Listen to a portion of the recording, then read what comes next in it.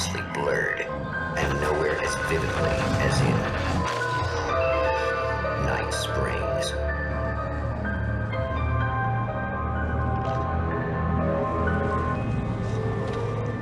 The man before you is a champion of light. He is part of a conflict between darkness and light that is both ancient and eternal. He is chasing a dangerous quarry, the Herald of Darkness. His evil doppelganger, known only as Mr. Scratch.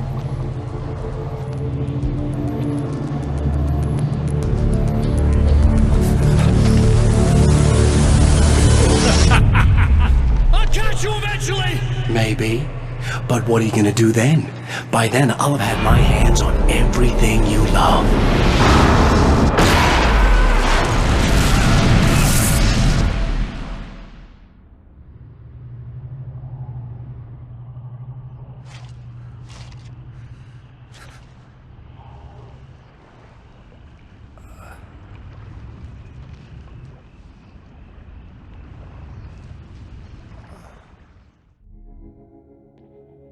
The man has been brutally spat out from the darkness that surrounds the shores of our reality.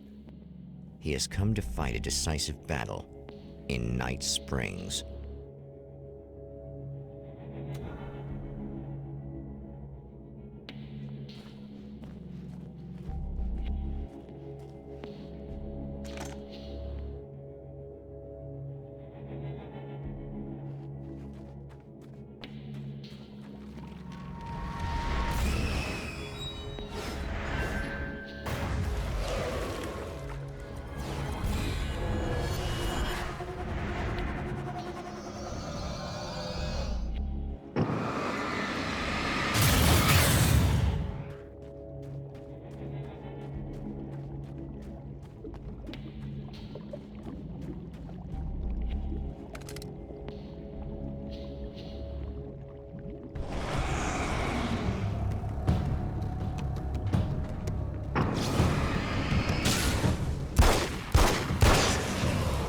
Gonna be like that again, huh?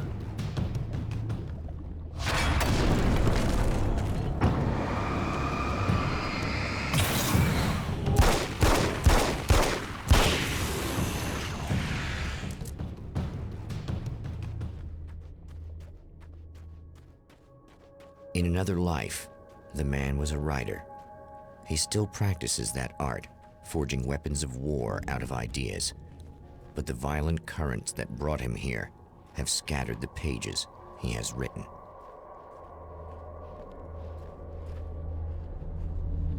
My name is Alan Wake, and I'm a writer. I didn't become one overnight. Like most writers, I struggled with it. A short story here, an article there. Then I got lucky and spent a year as a staff writer on the Night Springs TV show. It wasn't a great American novel of my fantasies, but it taught me discipline and craft, and the difference between wanting to be a writer and actually writing. The lights of the motel promise safety. The man senses that the solution to his predicament begins there.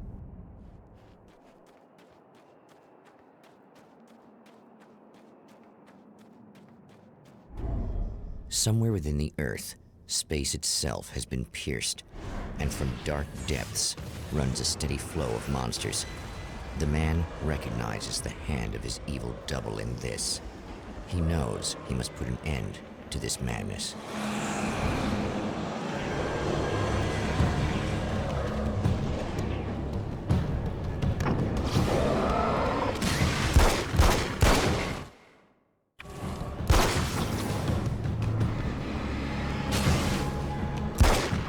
I can't stay here now. Mr. is a twisted copy of me, powerful and dangerous. But I know I can fight him. I don't think anybody else can. They don't understand what he is, what he represents, or that all the horrible things he does here are almost insignificant compared to what he will unleash on Earth given the chance. But I've survived the dark place, and it has taught me things. How to cope, how to stay sane when the world goes crazy. He's 2 steps ahead of me, but I can find him. And I believe I can stop him.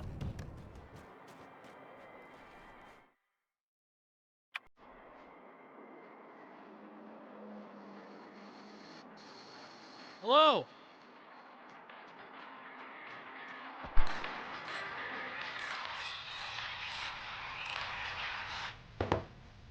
Hey, it's you. There. You remember me, right? Emma? Emma Sloan? I think you might have something that belongs to me. Really? A typewritten page? Oh, yeah, that's weird. I did find a page like that. I don't even know where it came from. It was all this weird stuff about the oil derrick and a satellite. Yes, that's what I'm looking for. Oh, well, I don't know how you knew I had it, but I guess it's yours. Listen, what's this all about?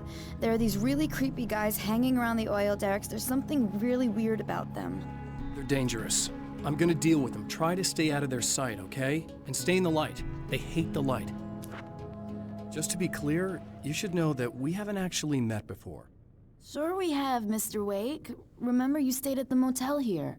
No, the guy you're talking about just looks like me, even if he uses my name. He's behind all this trouble.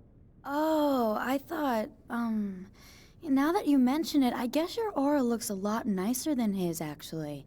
I'm very sensitive to things like that. There's a bunch of stuff I need to find. The things mentioned on that page? Well, there's a lot of old crap lying around this place. Great, thanks. I think you should be able to find everything, except the satellite, obviously. Are you gonna tell me what this is? I don't think that'd go over too well. Why don't you let me be the judge of that? Fine. The page is a formula for rewriting reality. Either I use it to close a strange portal to a place that isn't in our world, or shadowy serial killer monster things keep pouring out of there. Yeah, you were right the first time. You can think what you want about me, but there's still bad guys around. Be careful. Well, you might be nuts, but I've seen the way they move, the way they look. I'll buy that. They're called Taken. They aren't really human. Not anymore. And they're climbing out of the oil well? What, do they have secret headquarters down there, or...? No, that's just where the point of connection is. It's a hole that leads to, well, it's a really nasty place. That's why I need to close it.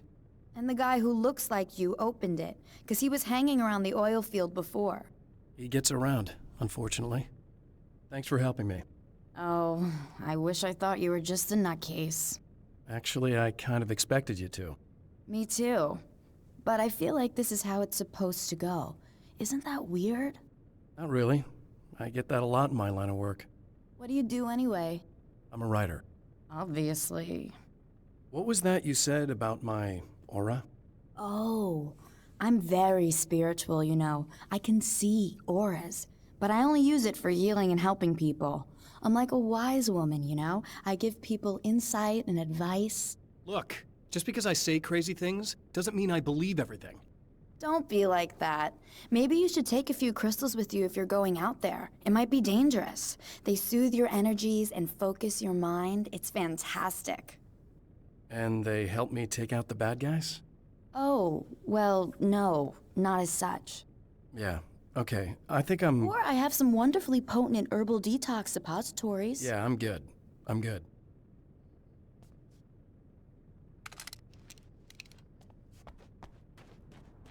The Champion of Light recognizes the page he got from the woman.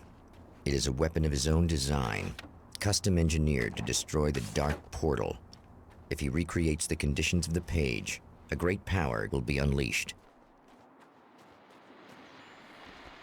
Well, here you are, about to enjoy another cool Arizona night with me, Eddie Rodman, the host with the boast. Hey, any of you guys remember Old Gods of Asgard?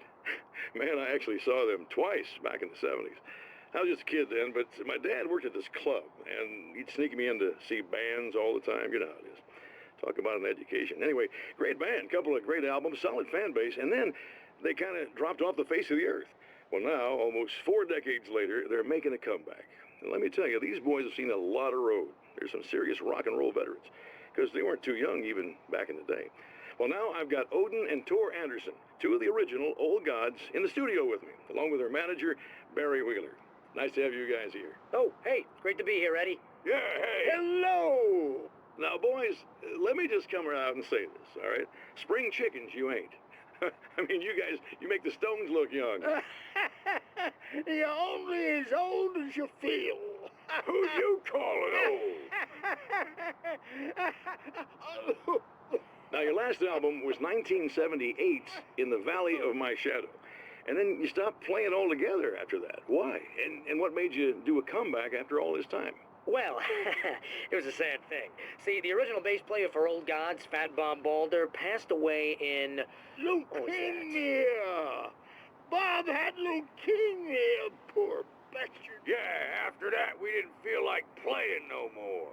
Long story short, I ran into these guys up in Washington, and it was obvious to me that they still got it. So I figured, hey, let's make some music, right? And they went for it. Now, Barry, you were a literary agent before this, right? Uh-huh. Yeah, and you were very successful. You represented Alan Wake, I believe, who disappeared under mysterious... Yeah, that's... Hey, I just want to talk about Old Gods tonight. Is that cool? Can we do that? Oh, yeah, sure. Listen, why don't we take a little break, and then later on in the program, we'll hear the new Old Gods single. Stay tuned, folks. Well, at least Barry landed on his feet. It's a little sad how many problems you can solve with buckshot. The enemy tears itself in two to avoid the hated light. It becomes weaker, but more numerous. Such is the arithmetic of horror.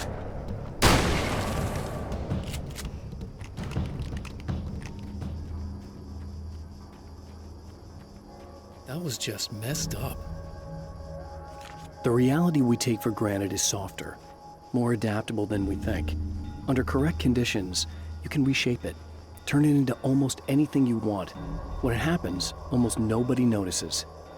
It's not that we forget, it's that after the change, there's nothing to remember. Only those who have been directly touched by the powers that can shift reality are aware of the changes. Many are driven mad by it, others can cope. I'm one of those people, and I know how to wield that power to rewrite reality. That's one thing down. Something tells me I'm really gonna need the extra firepower. To change reality, you nudge it into the right direction. Your version of it is there, waiting. It wants to come true. All you need to do is help it achieve its potential. The devil is in the details. You change the details of the scene to match those on the page. If you get the details right, if you achieve that critical mass, the shift will come, and the rest of your new reality overrides the existing paradigm. The lie, no matter how outrageous, is now the truth. Some of the Taken aren't protected by the darkness like their comrades. Instead, their aversion to light is so extreme that they literally split into two when they encounter strong light. It leaves the two halves weaker, but of course, there's strength in numbers. It's a disturbing development. The dark presence I faced 2 years ago was powerful, but it didn't have much in the way of imagination. Clearly, the same cannot be said of Mr. That's two. Just one more to go. Wait! Whoa!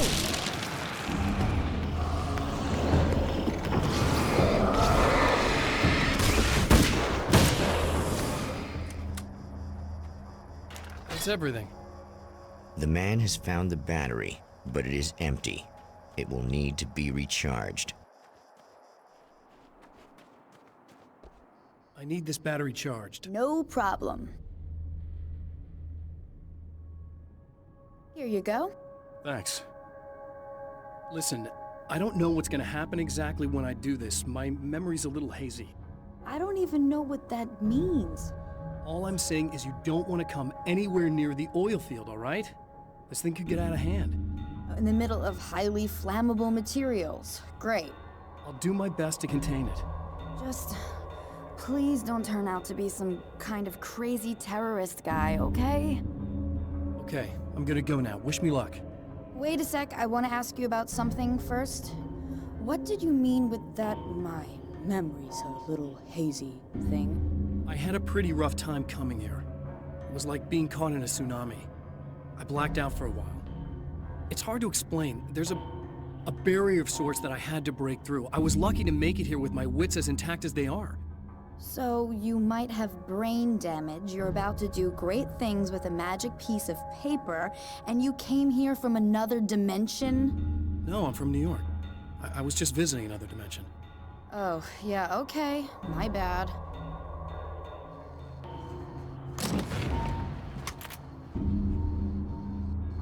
I guess it's about time I went full auto.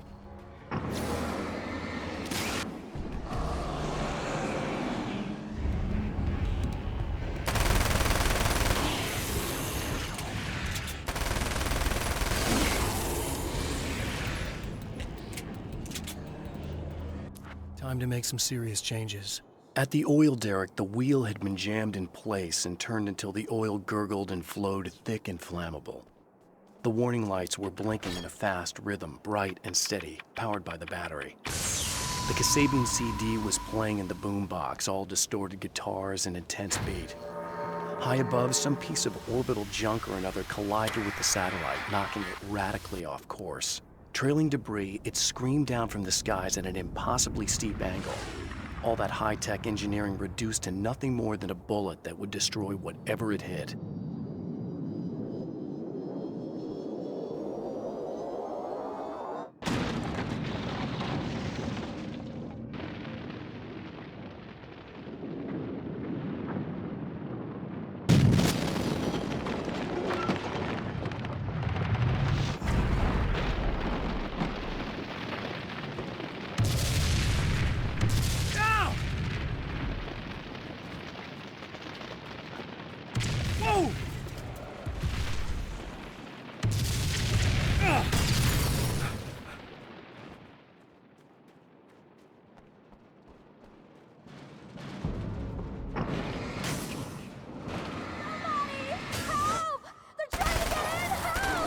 I'm here! Just keep your head down!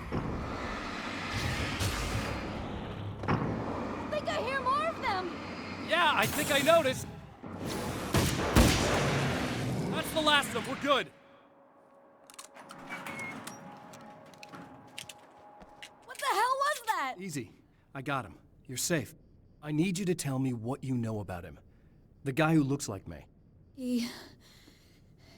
There was a party in one of the rooms. It was pretty wild. I'm not sure which room it was in.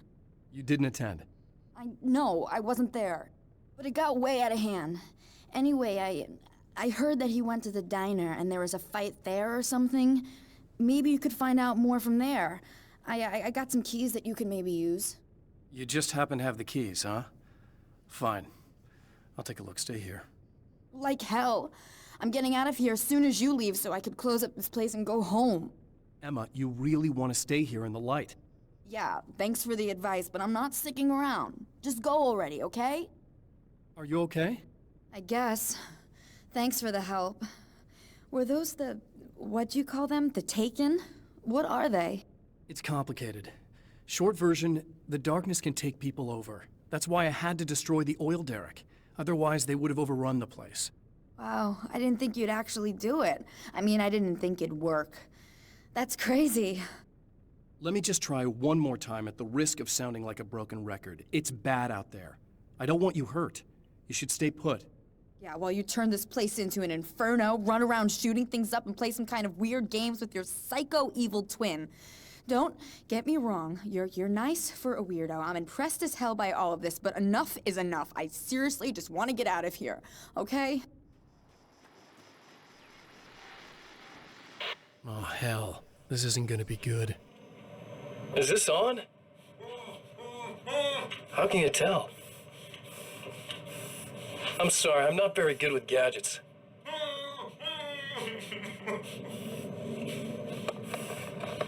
Ah, that's more like it.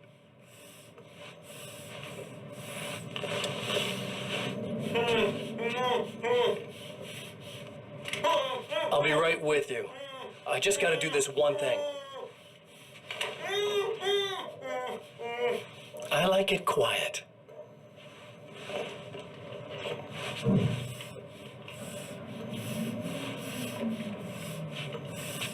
I bet you're wondering why this is happening. Why am I doing all this? Why am I so hell-bent on ruining your life? You're cramping my style. You've got money, fame, everything you could want. But you don't know what to do with it. I do. I'm getting all the things you never had the balls to go for. Having more fun, too.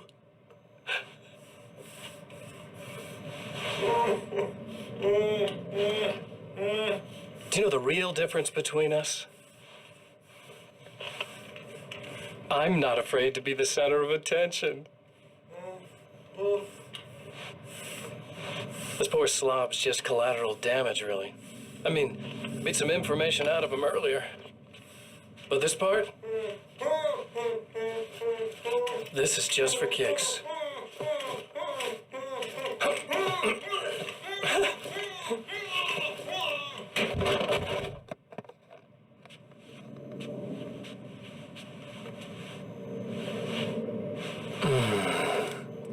So quiet.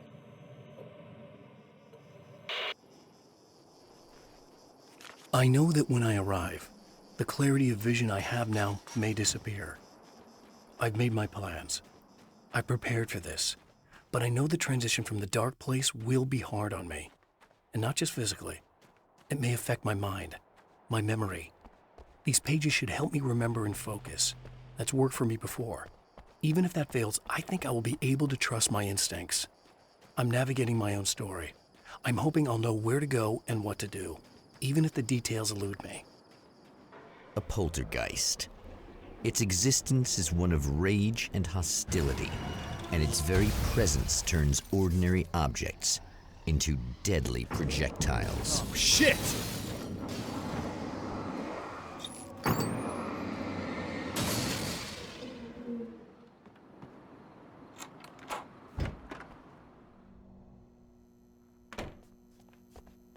The scene. Traces of violence. A callous midnight snack.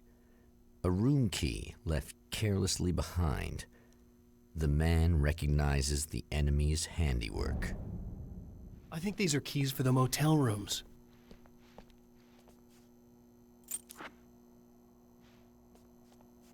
Satellite and now this? That place might be involved. The strands of webbing glistened in the beam of my flashlight, fine, almost ethereal. They were fresh and right in my path. I held my breath and waited, ears straining. Nothing.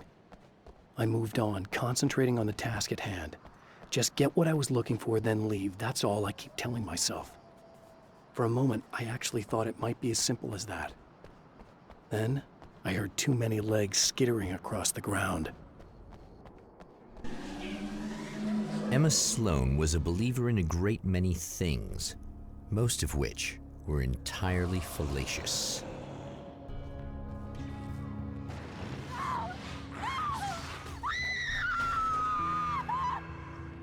Emma Sloan, an innocent victim of his dark half. More collateral damage in the ongoing war. Damned by forces beyond her control, as much as by her own actions. Damn it! Why didn't you listen?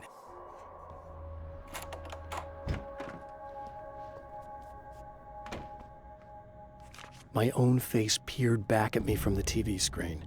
For a moment, I struggled with the sensation of déjà vu. How many times have I seen myself like this now?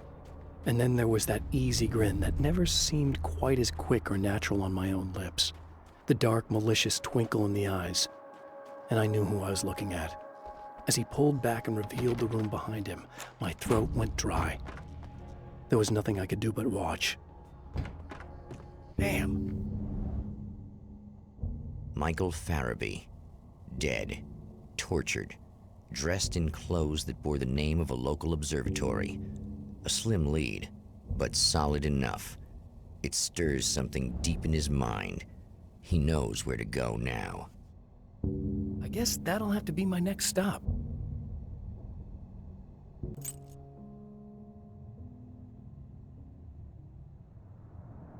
The observatory. Hot on the heels of the Herald of Darkness, the champion of light forges on. to see the stars.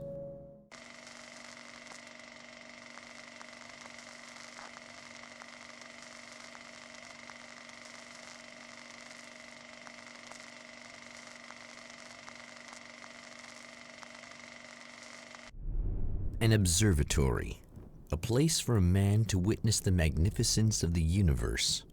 But such insights are not what the champion of light is looking for. He has come to find a weapon.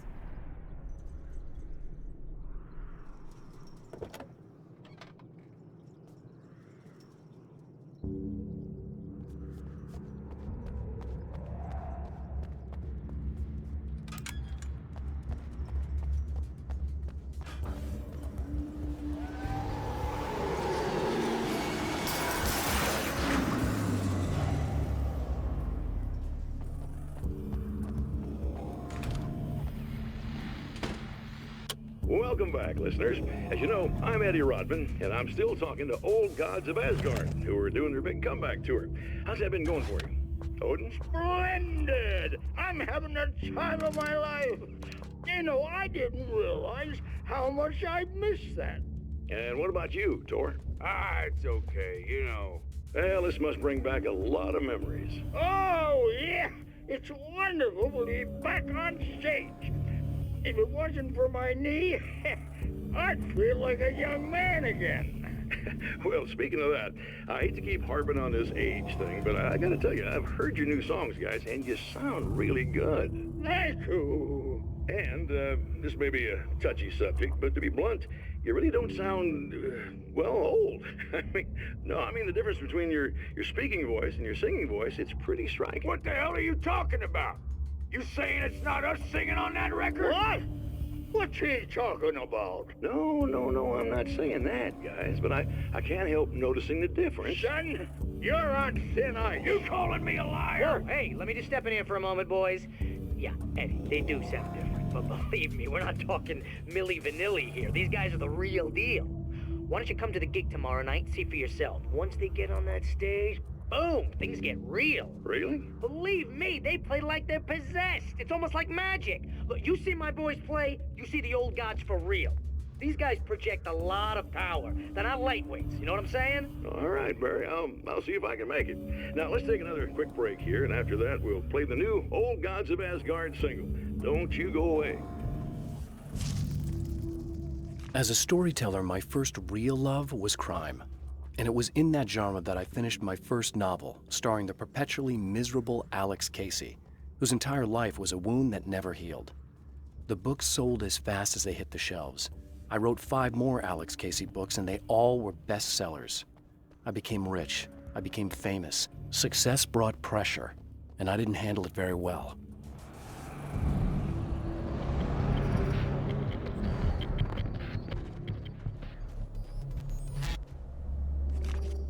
The pressure of success got to me. My wife Alice was the sole thing in my life that anchored me. Suddenly it wasn't enough. I couldn't write anymore. I distracted myself with wild parties and whatever trouble I could scare up. I wallowed in the drama of my life, sure that Alice would stick with me even though she didn't sign up to be the lifeline of a tortured artist. It was my dumb luck she's not the type to give up.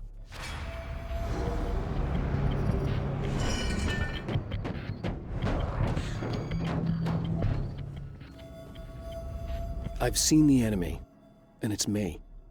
I faced dark horrors before, things that live in the unimaginable pressures of the world beyond our own. Sometimes they masquerade as humans. That's what ultimately lurks inside Mr.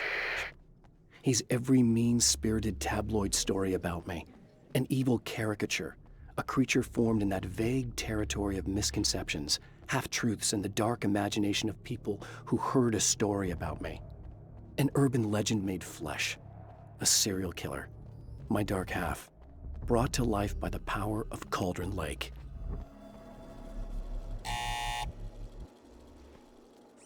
Hello? I'm Dr. Rachel Meadows, and... Wait a moment, it's you! I can't believe you dare show your face around here again.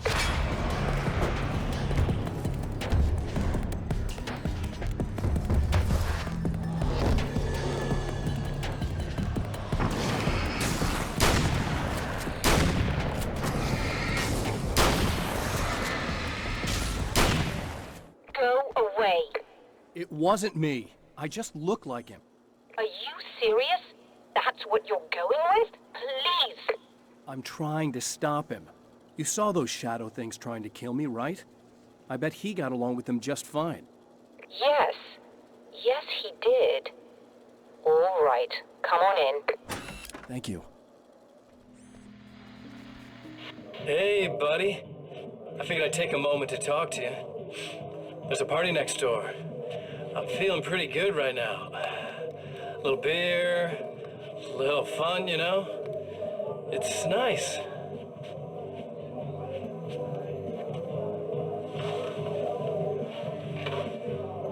Listen, this whole thing between us, it's a little weird for me too, you know? I mean, we don't just look the same, there's a lot we share. I mean, up here, I know you, right? So I was thinking maybe we could...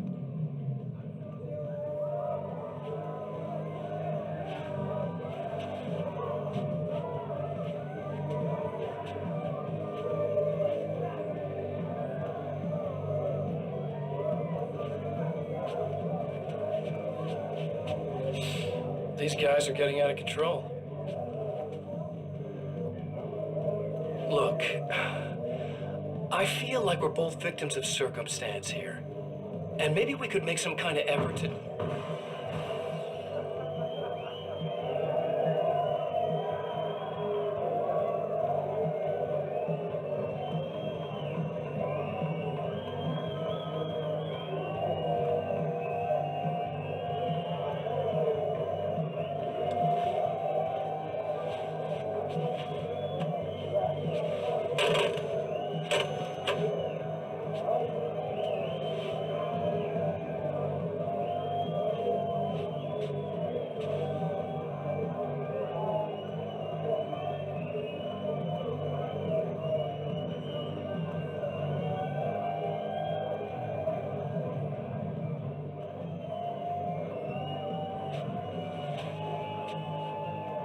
Never mind.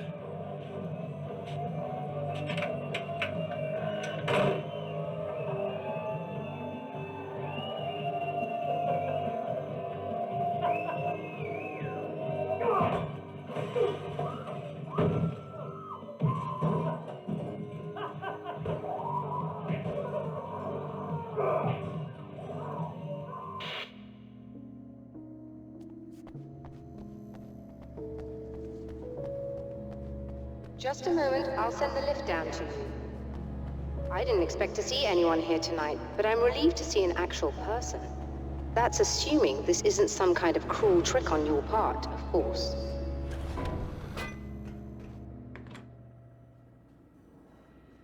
Doctor, the man who looked like me, what did he want here?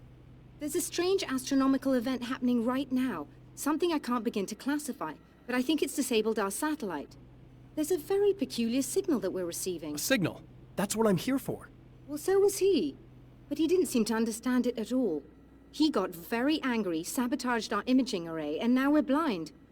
I believe the event is still going on, but we can't pick it up. Is there something we can do?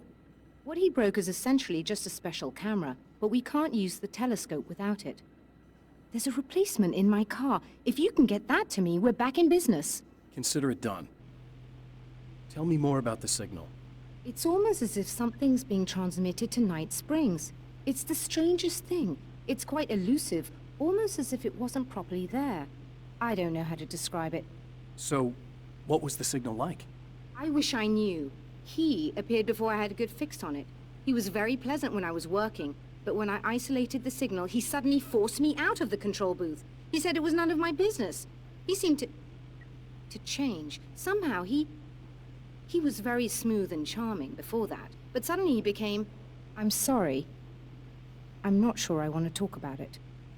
I have to ask, do you always wear that to work? I was at a party for a local art exhibition. Fascinating works. When I was called away by my assistant. Michael was the first to spot this event. I don't know where he is now, actually. He was supposed to bring us some food, but he never showed up. Tell me about the event. Oh, it's quite fascinating. It looks as if stars were changing, somehow. Or shifting positions. It isn't really happening, of course, Most likely it's caused by some kind of atmospheric refraction phenomenon, but I've never seen anything like it. Did he hurt you? No, he didn't quite threaten me exactly, but those shadowy things started to crawl into view, and whatever the signal was, he seemed to be extremely frustrated by it. He just started breaking things and left. I thought it best not to interfere. You were lucky. He's done much worse. Yes. He showed me a knife, and he kept talking. He enjoyed the sound of his own voice. A proper maniac. You really aren't anything like him, are you? Believe me, I try very hard not to be. Good luck, and try to be careful. It's a very expensive part, and we don't have a replacement. Oh dear, that sounded more callous than I intended. Be safe. The spiders aren't really the work of the enemy. They're a side effect. A part of the dark place's less significant fauna that has managed to slip through the opening I made when I arrived. Less an animal than an idea that has assumed the form of an animal. Makes them no less dangerous, but at least they're a little easier to deal with. The darkness doesn't protect them like the Taken, and thus they can be destroyed by either light or bullets right away. This must be her car.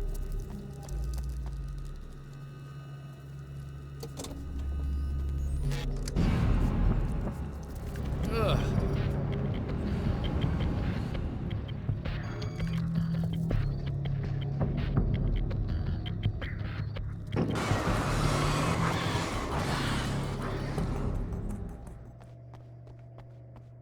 I found it! Excellent. I'll operate the platform directly below the telescope so you can install the array. Don't worry, it's very easy. Hop on.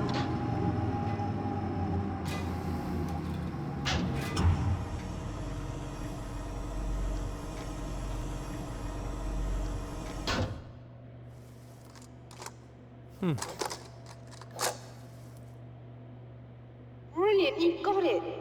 I'll just run a quick diagnostic on it. Yes, it's in perfect order. All right, we're good to go. Let's take a look at the skies.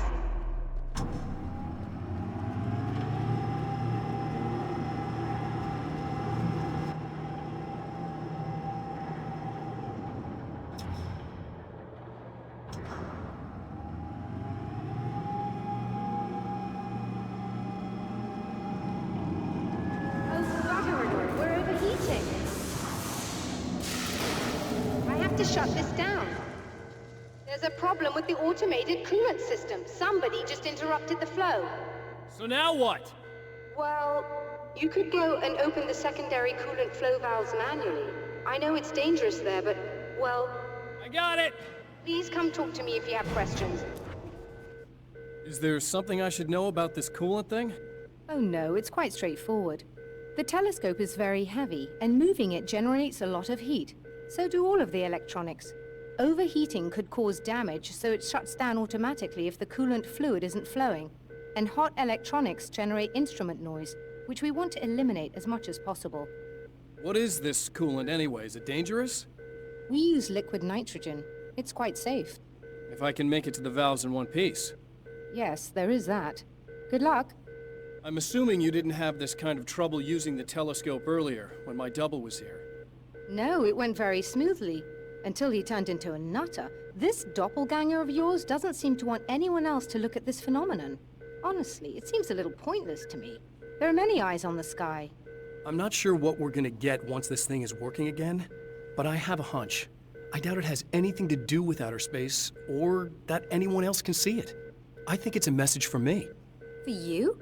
That seems unlikely. And even if it were a very localized phenomenon, surely it's visible to others in the area. Maybe, but I wouldn't bet on it. There's a reason he came here, and a reason he doesn't want me looking at it. Just remember, you need to release all 3 valves. It doesn't matter what order you do it in.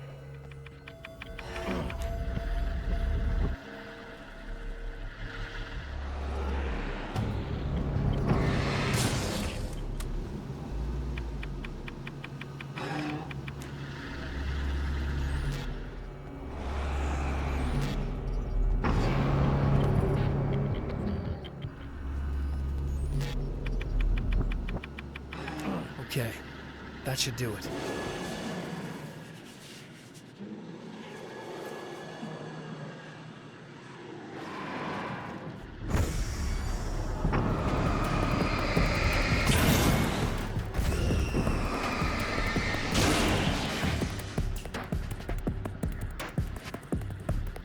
I've carried a flashlight and a gun for so long that I feel naked without either. It's all too often that I need them. The darkness protects the taken. Shadows crawl over their forms like living things, protecting them from harm. Blows that would injure or kill a human outright mean nothing to them as long as the darkness persists. But light makes them vulnerable. Light burns the shadows away. The darkness that drives them is still in them, but now they're vulnerable. Flashlight and gun. Sometimes it feels they're all I have left. I released all the valves, Doctor! Is it working? Just bear with me a moment. Yes, I believe you've got it sorted. It's working again. Nicely done. That sounds like trouble. I don't think they're happy with our success.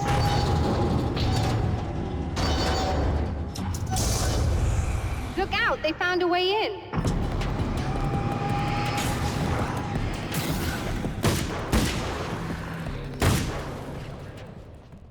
Are you all right? That was intense. I'm sighted in now. I still have no idea what I'm looking at, but it's very strange indeed. Oh, where are my manners? Please, come on up. I'm sorry, I was distracted. Are we receiving the signal now? Oh yes, it's coming in loud and clear. It's amazing. I'm not sure what it is yet, let alone where it's coming from, but it's interacting with our system somehow, like it was intended for us. But I don't understand how that could be. Maybe that's just how the story goes. What? Never mind. Is there a way I can hear it? Or however this is supposed to work? I think the signal is incomplete somehow, but you should be getting a printout of it now. What do you mean it's incomplete? It's almost as if we're only getting a fragment of it. I need the whole thing. This is important. I'm sure it is, but this is all we're getting. Did the man who looks like me get the whole thing? He locked me out of the booth, so I have no way of knowing. But I can tell you that he didn't really seem to understand it. So, what's in the sky? It doesn't make any sense. The stars are just... they're wrong. I thought I'd be able to see something, but it's like I'm looking at a sky that's just... it's not the right sky. But that's impossible. I consider myself a rational man, Doctor. But this isn't a thing you can measure or explain. I've seen impossible things that have taught me just to roll with some punches. It's either that, or go insane. I find it disturbing that you sound like you're speaking from ample experience.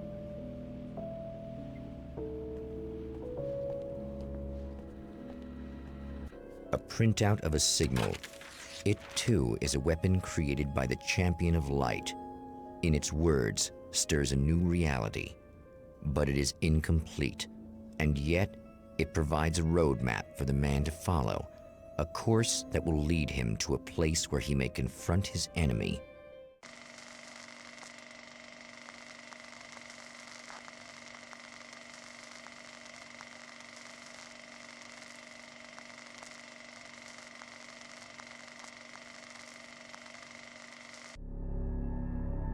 The drive-in. Once the site of lurid celluloid fantasies, it's now the site of an art exhibition. And yet, it's the search for closure rather than culture that brings the Champion of Light here.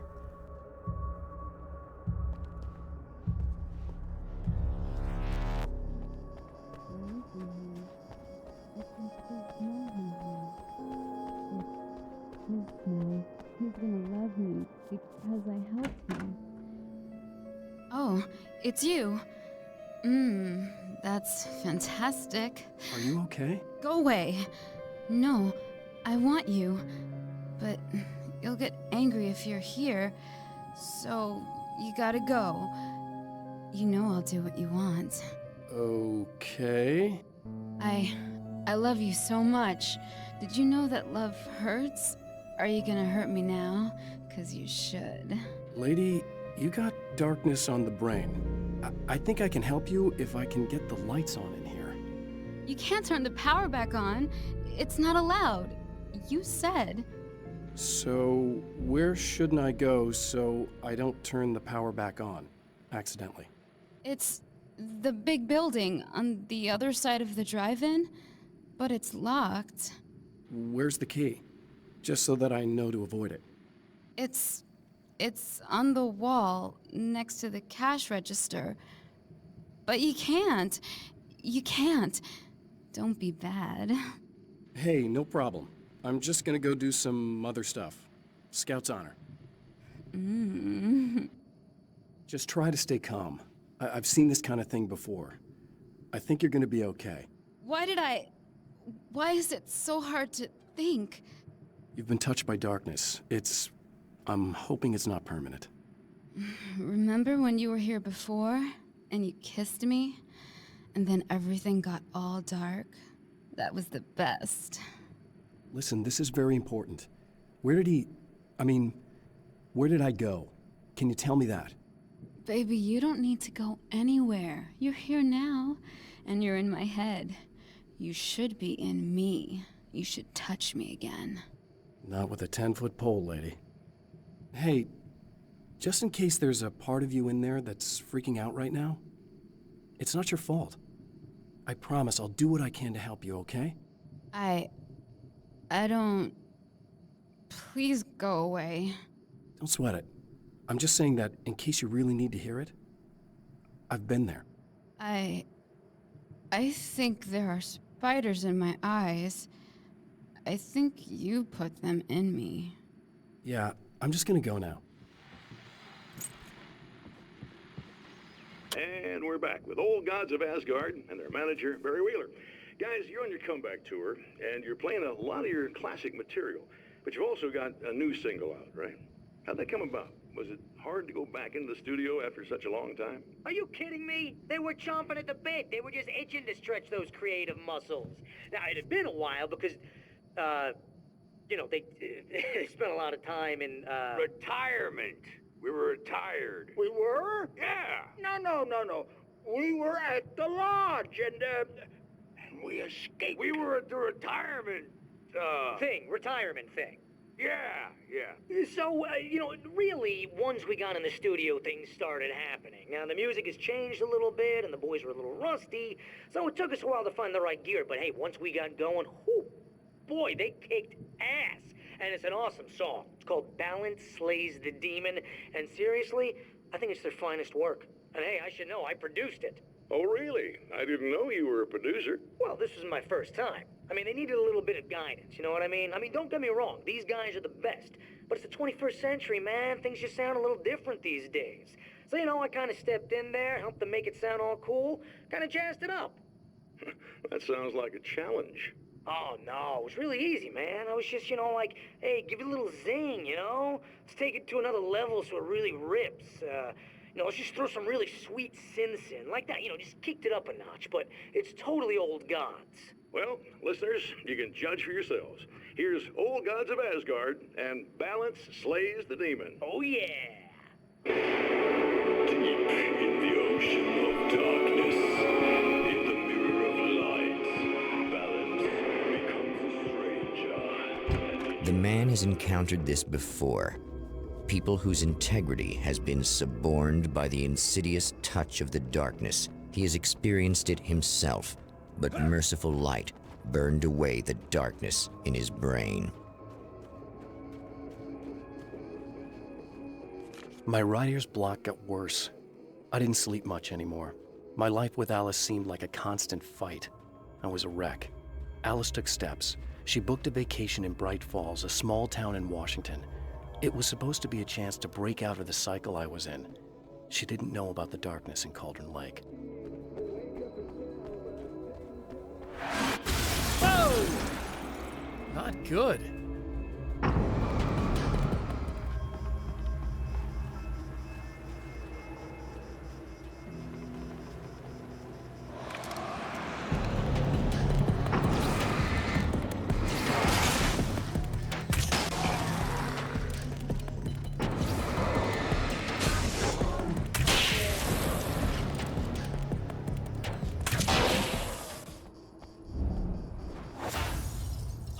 Look! Mr. Hero's here! You ready to save the day?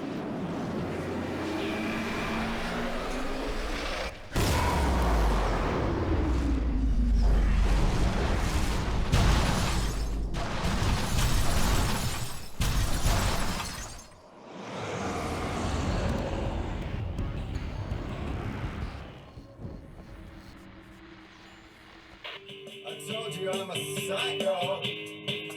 Really? I'm a psycho.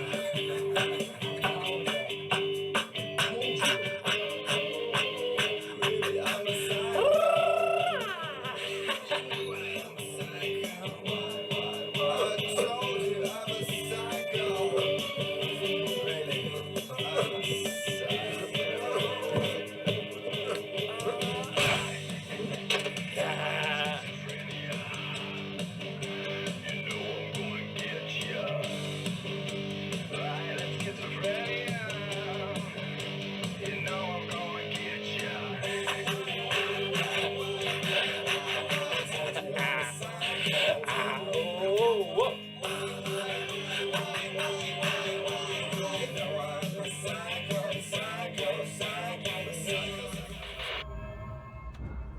You are gonna shit yourself when you realize what I have done. Shut up!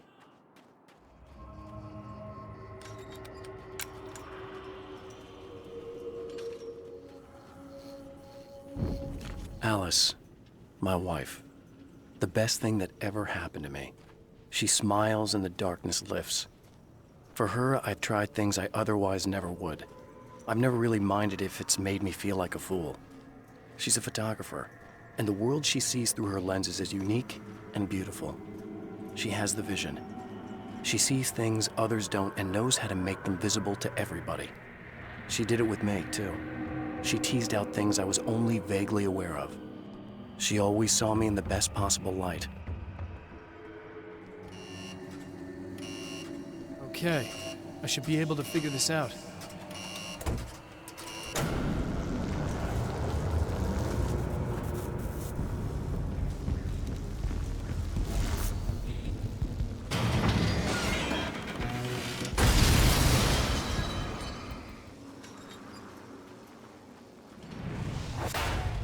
You have no idea how badly you're screwed!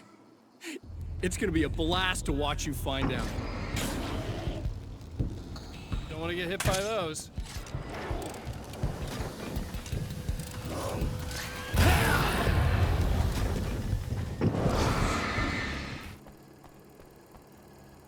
It's been 2 years since I came here. Being that long without Alice breaks my heart, and I know it broke hers. I know she thinks I'm dead. How could I blame her for that? It would be a crime to pretend that she owes me anything. She took all the stupid, self-indulgent bullshit I brought into her life and still stood by me. Still loved me. It's no betrayal. But I'm a better person now than I used to be. I want to be that person with her. The car seemed to sail through the crisp mountain air in slow motion, spinning around one axis almost lazily. The moment was hypnotic. Then it struck the pipeline in a shower of sparks, the impact turning the windshield into a burst of safety glass. As it hit the ground, I snapped out of my reverie. The car was rolling downhill, slowing down as every bump killed momentum but still coming. The fence wouldn't be enough to stop it.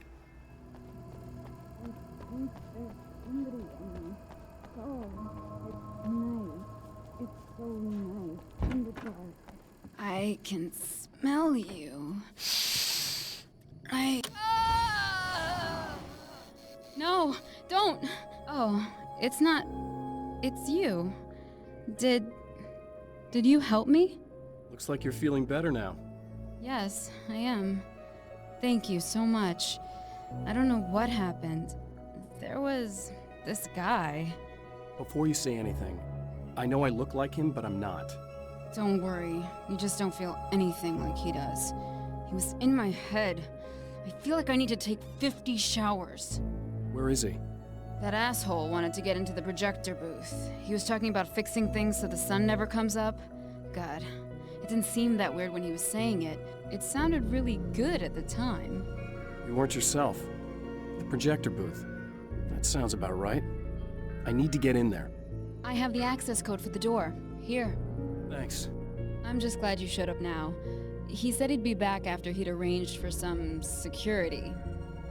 Do you feel up to telling me what's going on here? We have an art exhibition here, supposed to open tomorrow. I'm the curator. My name's Serena Valdivia. Alan Wake. Holy shit, it is you. I've seen you on the big screen. I know your wife. You know Alice? Wait. Big screen. Yeah, we have a film from her here. What the hell happened to you? Getting back to Alice. Oh, God, yeah, sorry. It's quite a coincidence that you're here. She made this short film. She shot it years ago.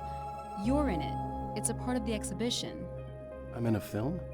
Yeah, it's it's just footage she shot of you at some point, but she turned it into this thing. It's almost like a memorial of sorts, because, you're supposed to be dead, or something.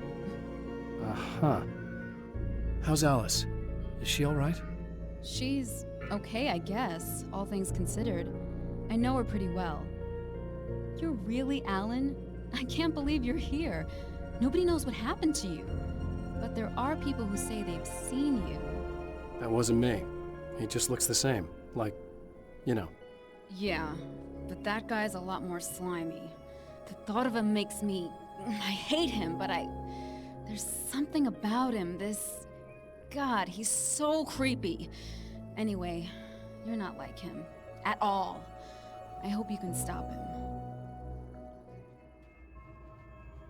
The Taken were always single-minded. They had a certain animal cunning, but they weren't very intelligent. That's one reason why they prefer melee weapons. Actual firearms are too complex for them to use. That's why seeing the one who threw grenades at me surprised me. But of course, they aren't actually grenades. There's no pin to pull, no fuse to set off an explosive, just concentrated darkness.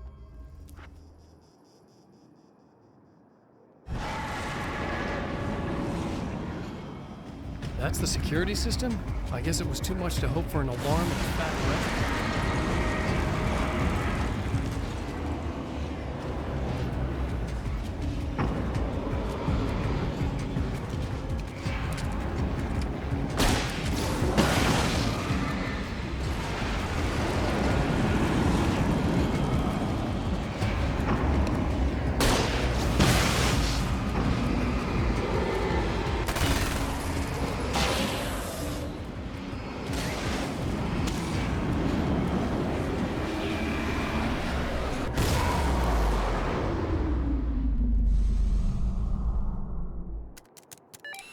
The Champion of Light can feel the fragment of the signal in his pocket, the weapon that can change what will be.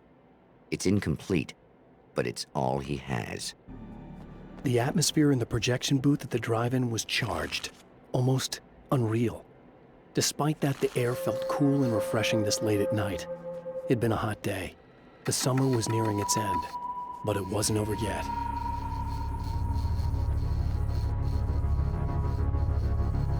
Hell, this isn't going right.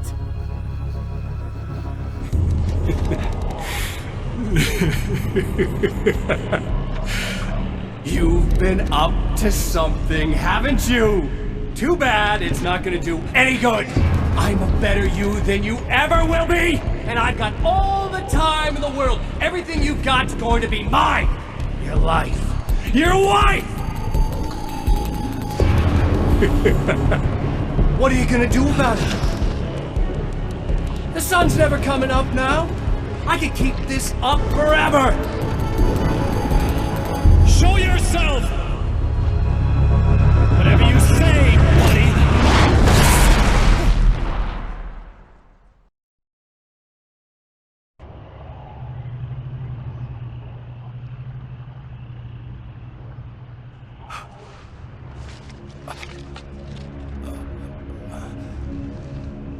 The rush of darkness is unstoppable. Time itself twists and tears, sweeping the Champion of Light back with its dark currents.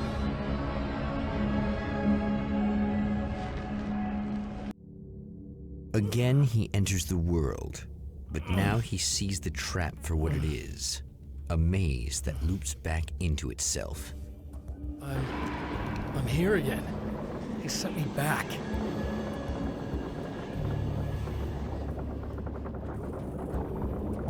In Bright Falls, I was constantly under attack by birds that were more shadow than flesh and feathers. But this is an evolution. Some of the Taken were actually capable of turning into a flock of birds to escape my attacks and turning back into human form to make surprise attacks.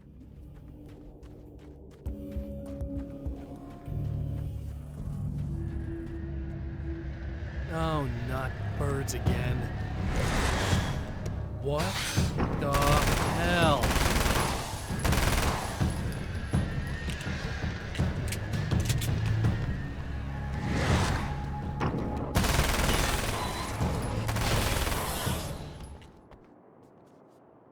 I'm trapped in the darkness. He has started appearing to me. Mr. He can travel back into the world effortlessly, and he loves to rub my face in it. At first, he was just an echo in the darkness, a flicker beyond the edge of my vision. Now he started showing himself, getting bolder all the time, telling me what a great time he's having in the world while I'm stuck here, and what he plans to do, especially to Alice. All the moves I have left are dangerous and desperate. I have no choice. I have to hunt him. I don't make friends easily. I know plenty of people, but I don't let most of them close. I've known Barry Wheeler ever since we were little boys. We had the time of our lives. I'd get us in trouble, and he'd talk us out of it. Things haven't changed that much now that we're grown-ups. He's the most loyal and dependable person I've ever met, and all the things that count anyway. You could call him a weasel, and you wouldn't be entirely wrong. You could call him a clown, and I would reluctantly agree. But he has never let me down. Emma? You here?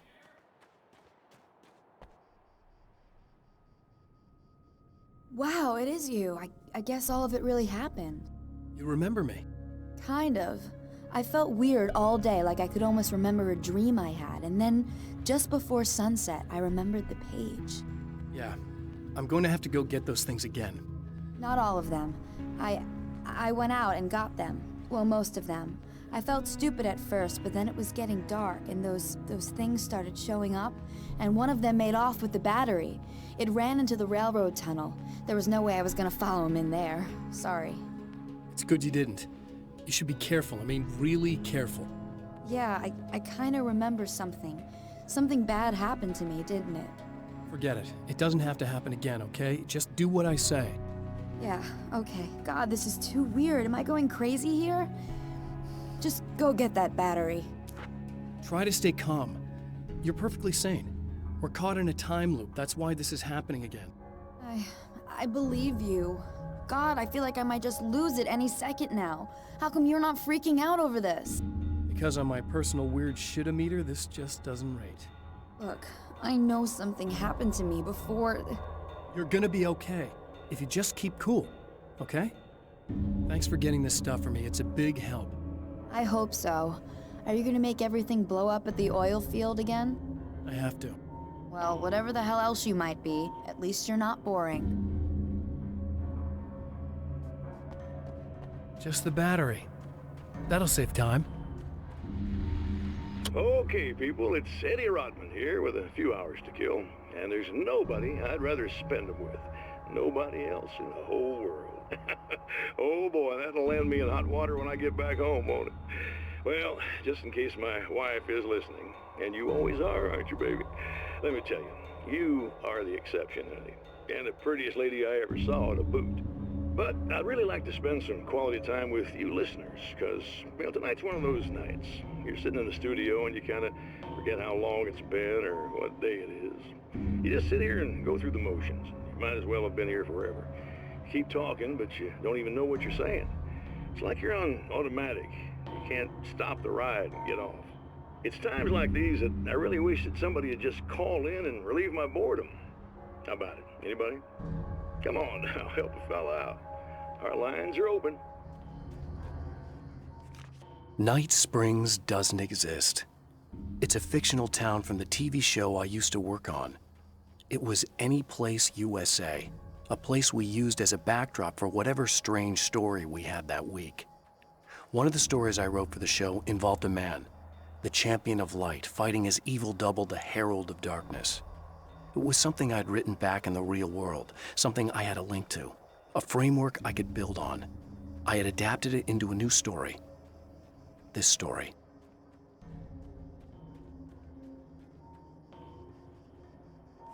Now Night Springs is in Arizona, although not for long.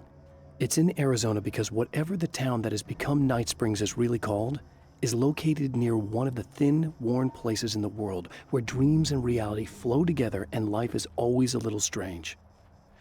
Perfect analogy for Night Springs. I can't return to the real world, I've tried, but I'm operating on dream logic, forcing the door open a crack so I can slip through. I can enter the strange little town of Night Springs. All I did was put it in Arizona for one night. Well, this should be perfectly safe.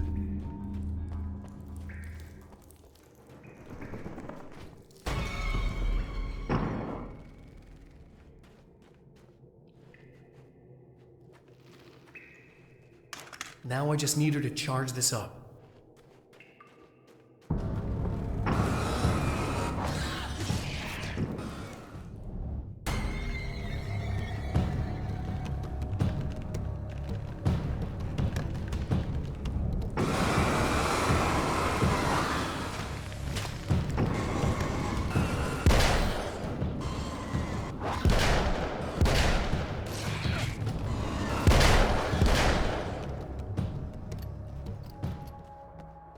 Found the battery.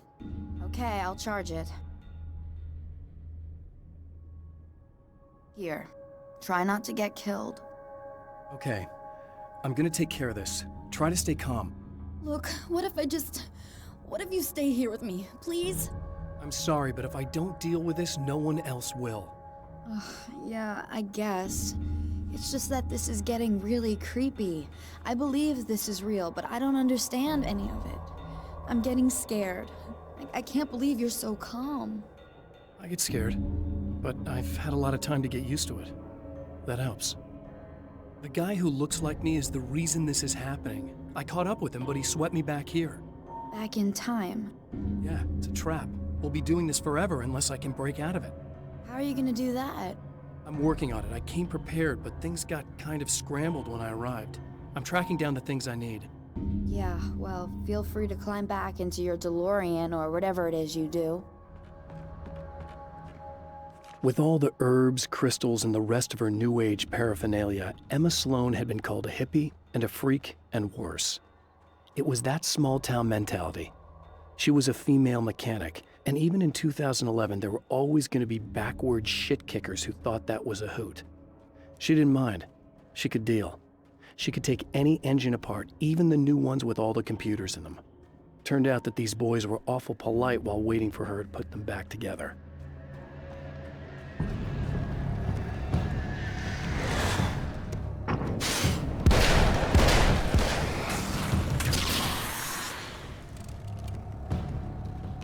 Well, here we go again.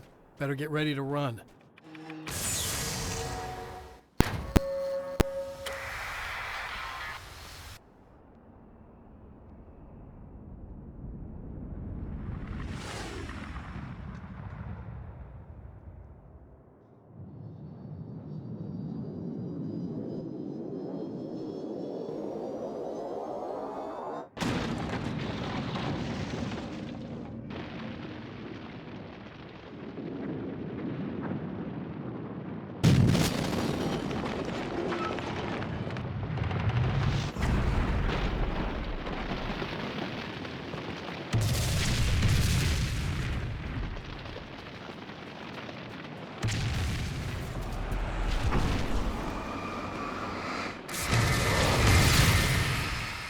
Be in trouble. Better hurry. Emma! I'm coming! I knew something bad was gonna happen to me! This is not the bad thing! Nothing! How many more of these guys are there? Just keep Keep your head down!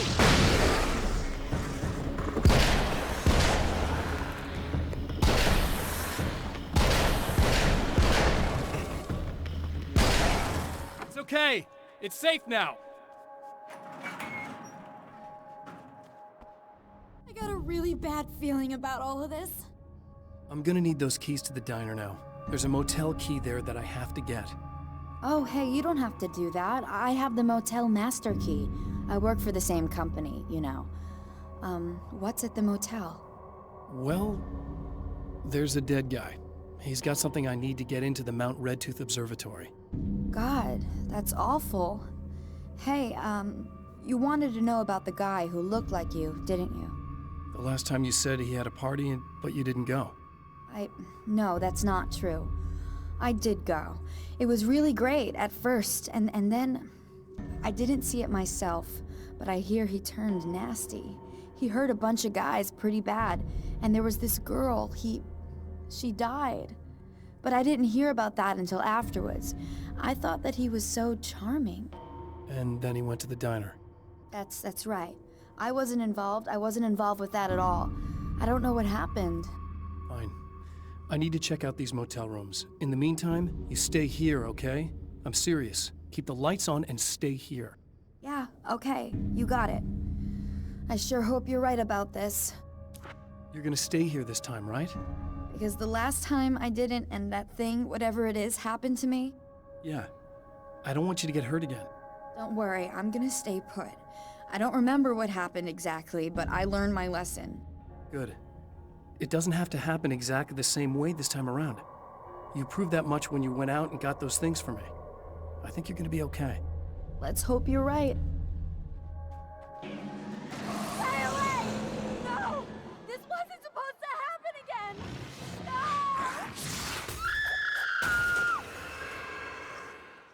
The memory of her own fate haunts Emma Sloan and fills her with dread. This time, she does as she's told. It's not enough to save her.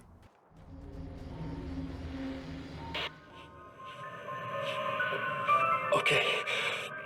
So this chick just came up to me and said she's my biggest fan. I know. They all say that, right? And she's giving me the eye.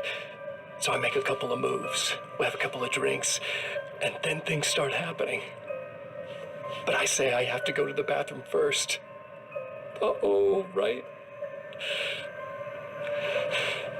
She's got no idea.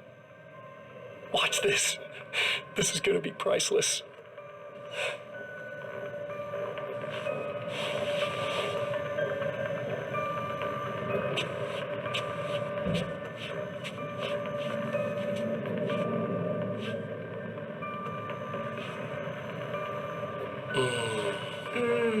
That's nice. I thought you'd like that. Are you tense? You feel a little tense. Maybe a little. I had a crabby day. Yeah? Don't worry. It's improving real fast. Yeah. Hey, don't stop. It's just getting good. Watch this.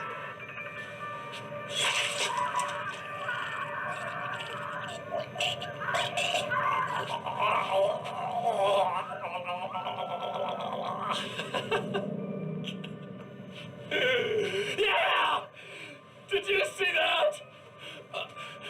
Oh man, did you see her? Boom! More than anything else, that's part of animals.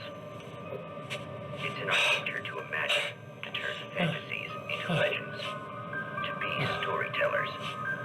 But on a rare occasion, the line between fact and fiction, imagination and reality becomes hopelessly blurred, and nowhere conceivably as in Night Springs.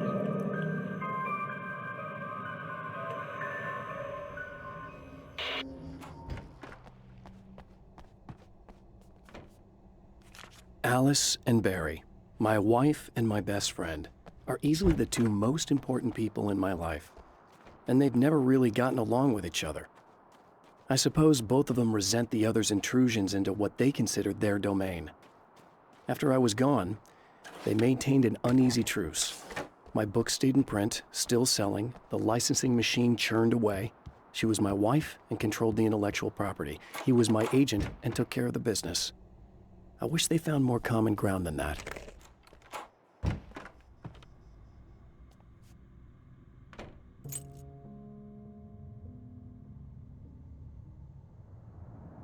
It's said that nobody knows what the future might bring, but for this man, it's no longer entirely true.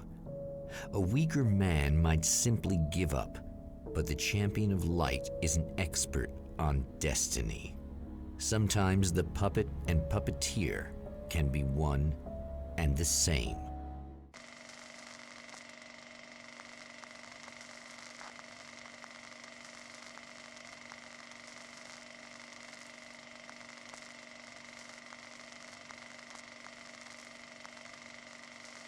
Mount Redtooth, its top littered with man-made eyes that stare into the endless depths of space.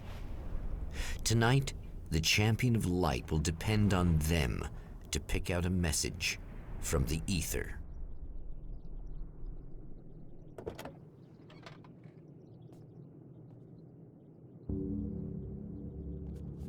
As history repeats itself, the man remembers the patterns. He knows that he needs the missing part for the telescope.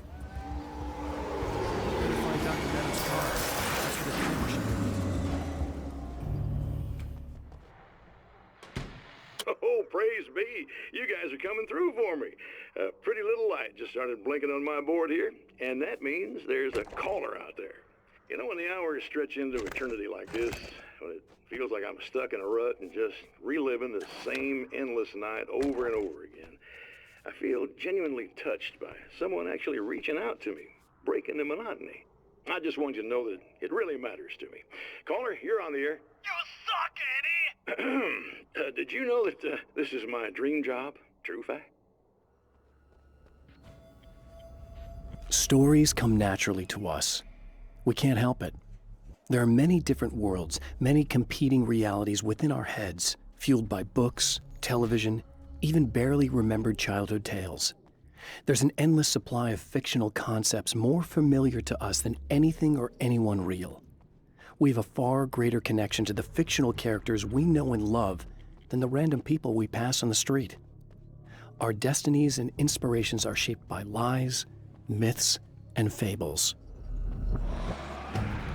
There are places where our world is worn thin and another reality brushes against ours. One such site is Cauldron Lake near Bright Falls, Washington.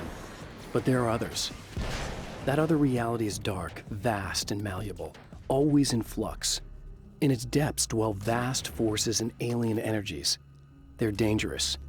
But in one of these places, if you know how, you can channel the power of that place and use it to shape reality.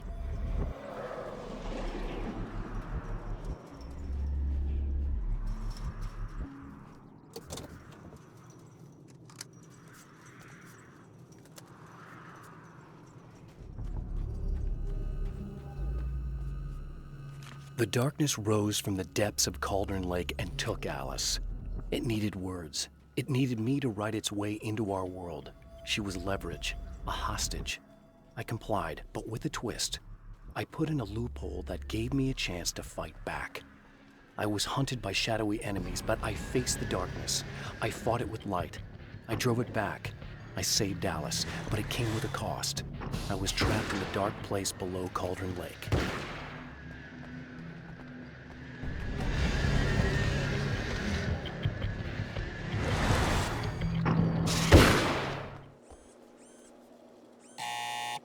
It's you! How dare you! No, wait. It isn't you, is it? I suppose you'd better come in. I'll unlock the door. Thanks. I know what you're thinking. Evil twin, supernatural powers. But most of the time, I just like to keep things basic. I want you to understand that.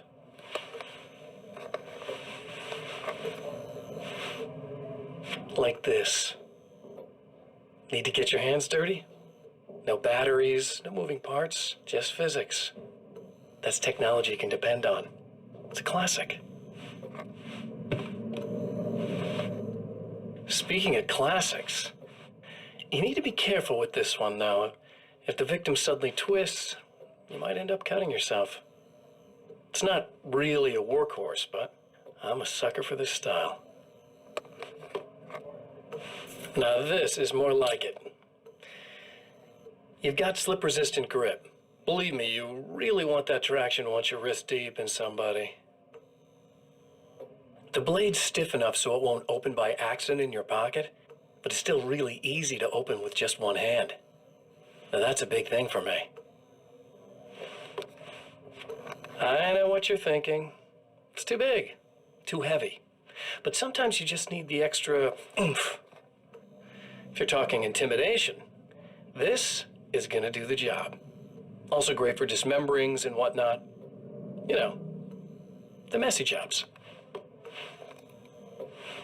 I can't tell you how many things I've MacGyvered with this stuff.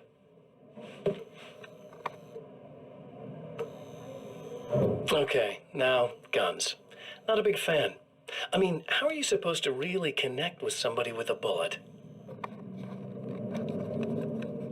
I want you to understand that. I take pride in what I do. We can't both be worthless hacks, can we? You'll have to forgive me, but this feels very strange. It seems like this has all happened before. I have the replacement part for your telescope, Doctor. All right. Let's get it installed.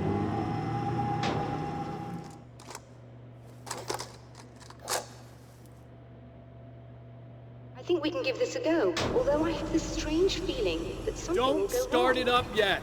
There's a problem with the coolant system. Yes, that's right. I remember. All right, let me think. If they're sabotaging it, they'll be at the primary coolant pipe outside. If you can secure it, we should be ready to pick up the signal. That is why you're here, isn't it? Yes, it is. I'll take care of it.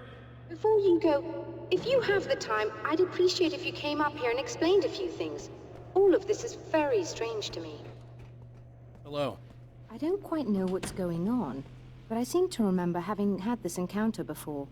It's not déjà vu, Doctor. This has happened before. We're caught in a time loop. That's utterly insane. How could that be? I can't really explain it. I suppose I could call it magic. I don't believe in magic. Neither do I, but I can't argue with what I've experienced. Listen, what matters now is the signal. The last time we only caught a part of it. I need the rest of it. Whether you believe me or not, you want to look into this as much as I do, right? Yes. All right. I realize that you have trouble believing this. That's an understatement. I can't deny that what you say resonates with me on some level I don't pretend to understand. But for all I know, I'm simply delusional.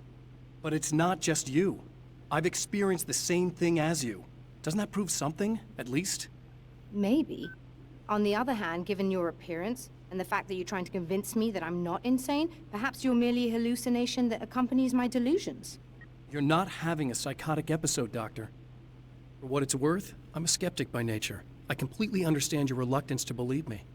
There are people caught so deep in their psychosis that they retroactively manufacture memories and beliefs that conform to the situation at hand. Sure, but you have to stop second-guessing yourself at some point, if you want to get something done. After my disappearance, they thought I was dead. I might as well have been. I know it's been 2 years. I know Alice has moved on. I've tried to find a way back to her, back to my life, but escaping the dark place is almost impossible.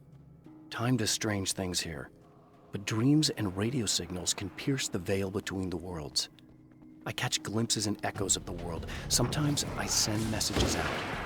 I can only pray that they hear them.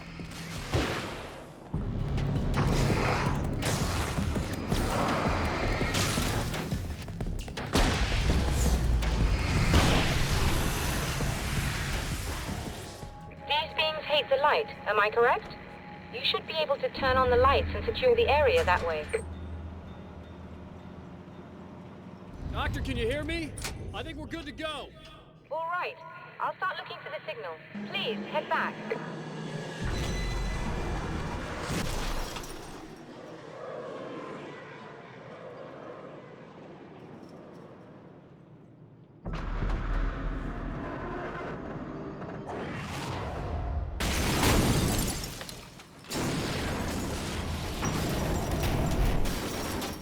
I guess they didn't like that. When Dr. Rachel Meadows got the call from Michael, telling her to hurry to the observatory, she didn't waste any time. It had been a nice party. She'd had a good time, but her social life would always play second fiddle to the mysteries of space. Michael never showed up, of course. He pulled over at the wrong rest stop. She never even thought about him at the time. The phenomenon in the sky above her was too fascinating. Whole damn mountain's trying to kill me.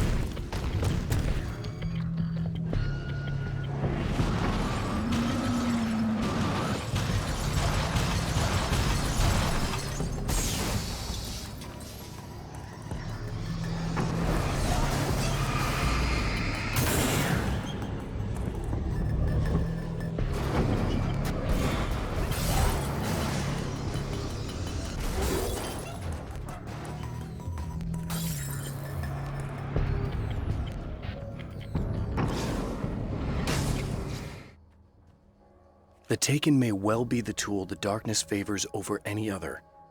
At some point, they used to be human, but whatever humanity they once had is long gone. Now they're just shells covered and filled by darkness. The Taken Mr. throws at me are more grotesque and varied than the ones I first encountered in Bright Falls. But I know how to deal with them. I'd be lying if I said they don't frighten me. But I've survived worse. I can't let them stop me.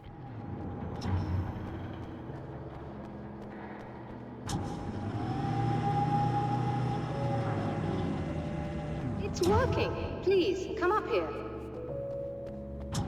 Find the signal? Yes, I don't think it's quite the same thing we had, the last time. Still, we're definitely picking it up.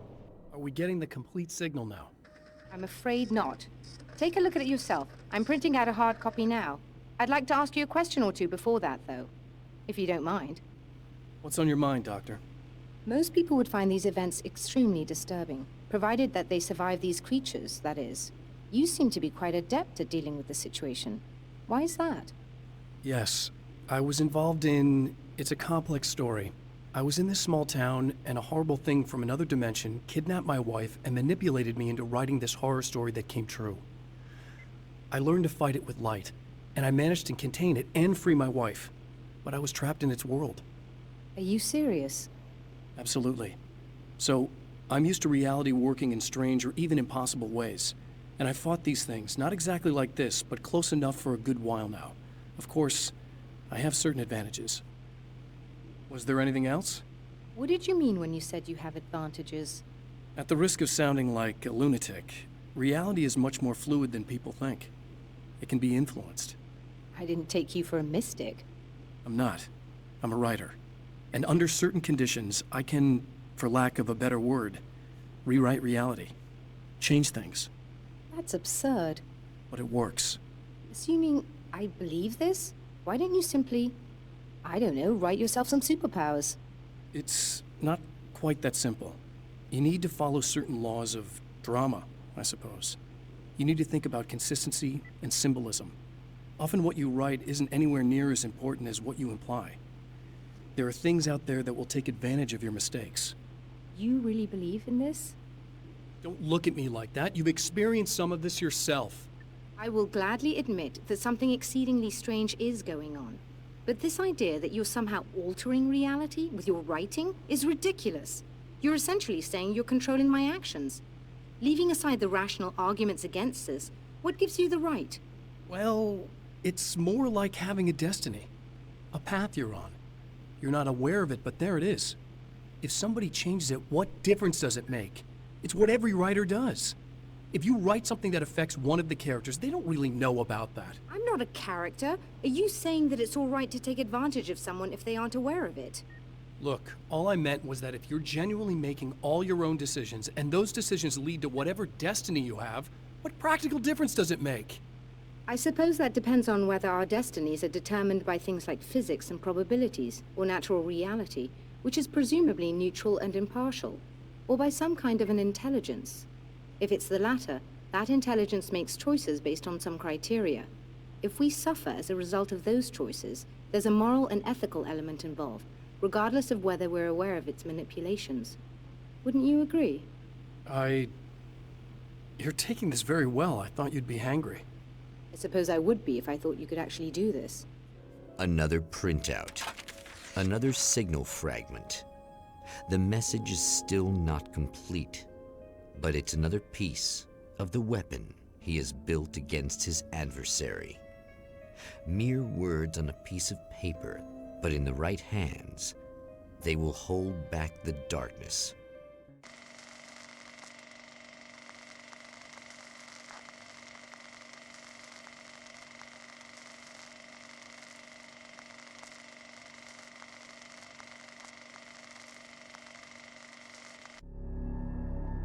The last time the man came to the drive-in, it did not end well.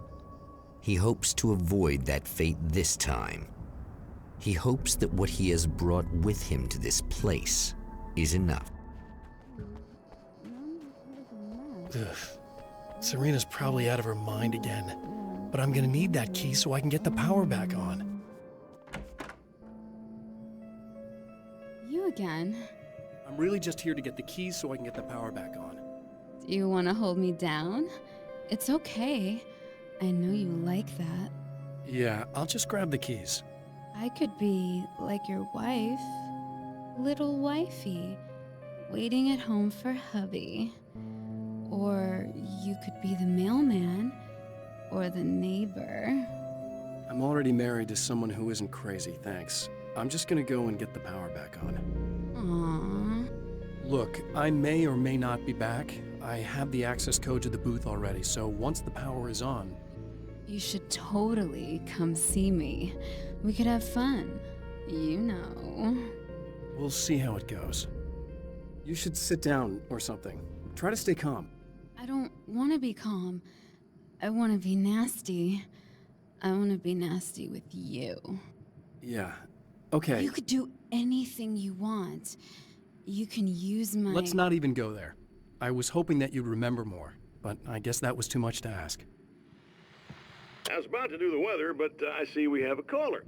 Hey, you're on the air with Eddie. What's up? Hey, Eddie, it's Ricky. You talked about fate before. You think about that a lot? Not a lot, to be honest, but I take it you do. Oh, yeah. Oh, yeah. Any conclusions you'd care to share, Ricky? Well, we've got free will, right? That's in the Bible and everything. Yeah, right, sure. So free will, right? Am I right? I mean, if we can do what we want, how can there be fate? I mean, you don't know what's gonna happen next, so there's no fate. There's just people doing stuff. Well, I don't know, Ricky. I don't suppose you have considered the possibility that we're all here in the service of a greater purpose, incomprehensible to us, And that what we take to be freedom is nothing more than the move of a pawn on some cosmic chessboard, limited in scope, subject to the whims of unseen players, existing only for their entertainment. Or perhaps we're just a twisted reflection of actual events that can happen elsewhere. Could it be that such is life in Night Springs? Dude, what? Food for thought, Ricky. Food for thought.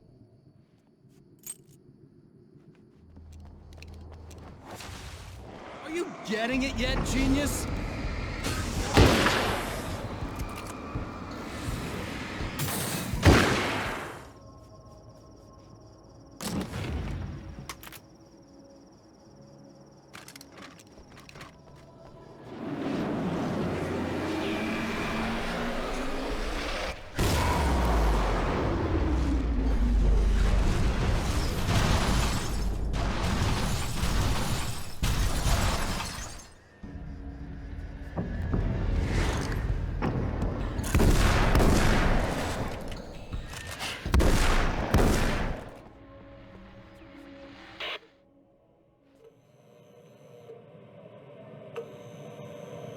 want to talk about Alice.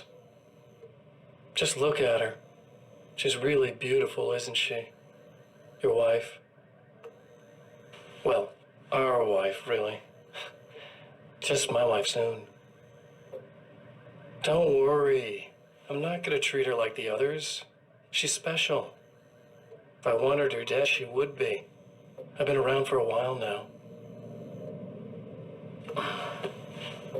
So talented. You haven't seen her new work, of course. Oh, it takes my breath away. Really, she's that good.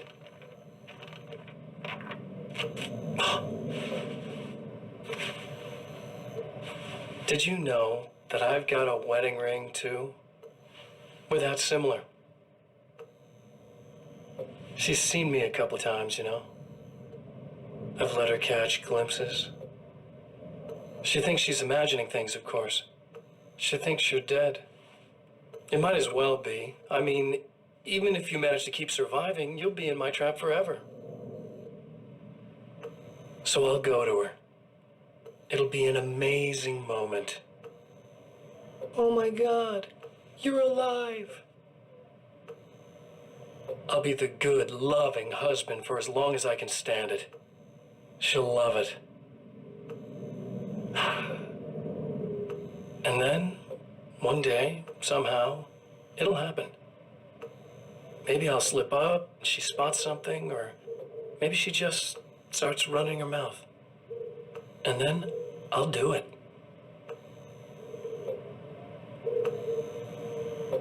It's gonna be sweet.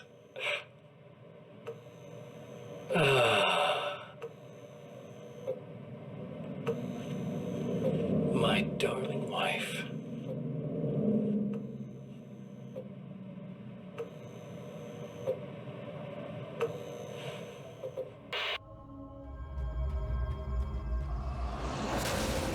You're like a little hamster in a wheel. Go ahead and keep running for all the good it'll do you.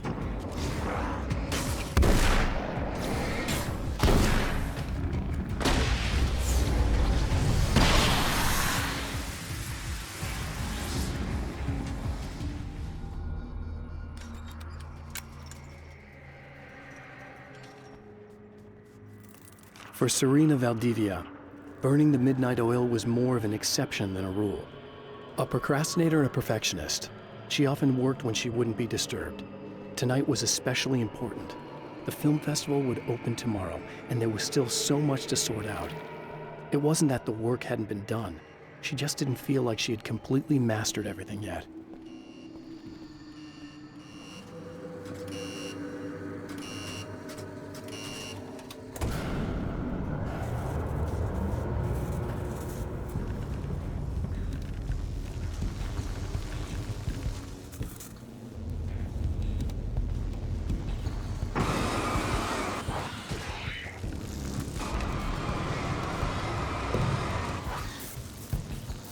The dark place is utterly hostile to human life.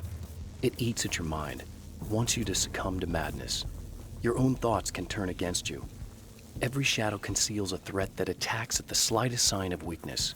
You're under endless assault. Every day is a struggle for survival. But I've learned to take care of myself. I focus on Alice, our life together, my need to be with her. That takes me a long way in the dark place.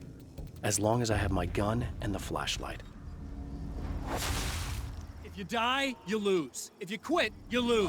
If you make it to the end of the loop, you still lose. Sucker.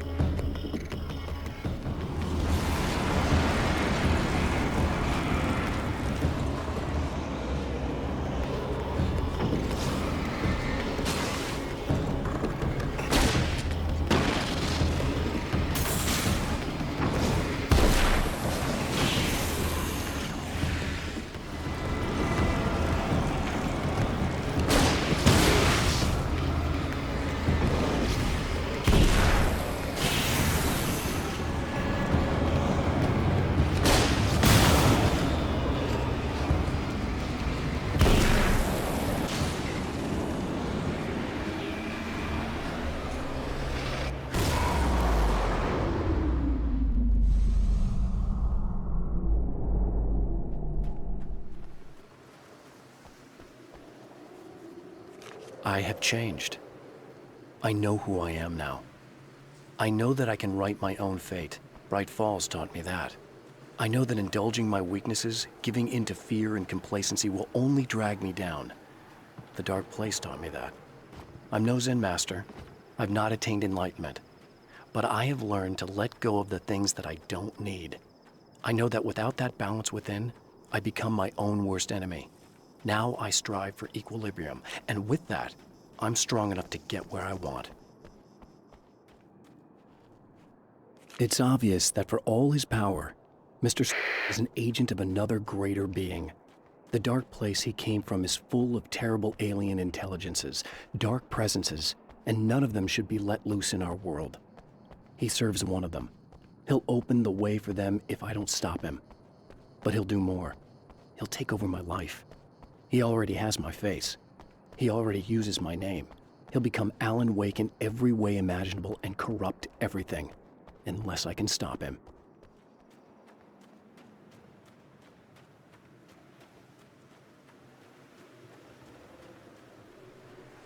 The trap Mr. has set for me is as simple as it is impossible. Whenever I reach him, he sends me back to the beginning of the maze. It's a loop in time.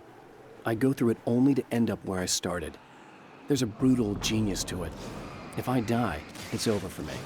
If I survive, I end up where I started. Sooner or later, the odds will catch up with me. And in the meantime, he gets to toy with me. But that's why I have a chance. He's caught in this pattern just as much as I am. I know where he'll be, and I'm prepared. I have created the weapon that can put an end to this, a blueprint to a new reality. All I have to do is survive long enough to use it. My arrival from the Dark Place will be painful and difficult. These pages may be lost. But one way or another, I'll send the parts I really need to myself. If I make it outside, I have a chance.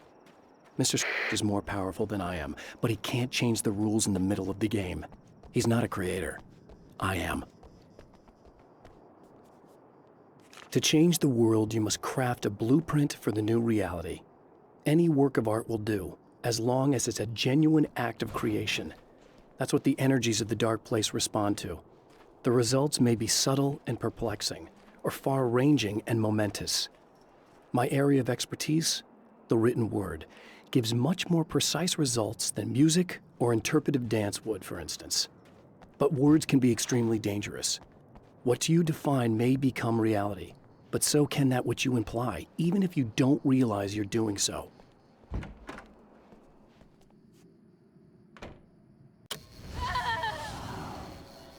It's you. I guess you're back to normal again? I don't know if I'm ever gonna be normal, but thanks. I know you didn't have to come back for me like this. I couldn't just leave you like that. I'm sorry about the whole thing. Not your fault. At least I'm not Little Miss Whoreslut anymore. Ugh, that's just... Hey, thanks for not, taking advantage. No problem. You don't seem too weirded out even though this is happening again.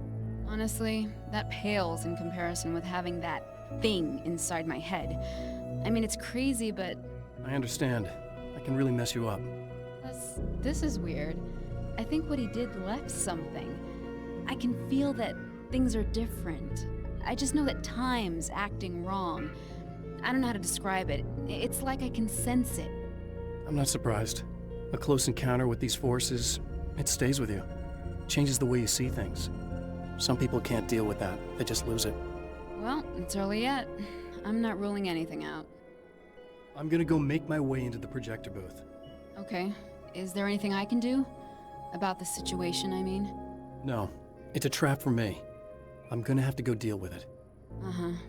And you got a plan, is that it? I think I have a chance. Yeah. The Champion of Light knows that the time itself is about to end. At least for him. He can feel the dead end rushing towards him. But there is time to act. Incomplete or not, he has the weapon. I don't have the whole thing. But maybe it's enough. The atmosphere in the projection booth at the drive-in was charged. Almost unreal. Despite that, the air felt cool and refreshing this late at night. It'd been a hot day. The summer was nearing its end, but it wasn't over yet. The film noir poster reminded me of Alex Casey, the detective's cool exterior never cracking even with the gun pointed in his face. In the back room, all the lights had been turned off, except for the lone spotlight which illuminated the bright red fire extinguisher on the wall.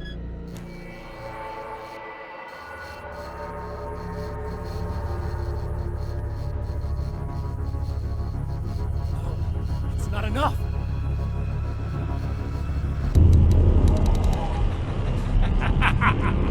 You're trying to be cute, aren't you? What are you up to? It's a waste of time, buddy! You should just lie down and die! Let me take over! This is the only thing you've got coming to you! From here to eternity! No matter how many times you come back.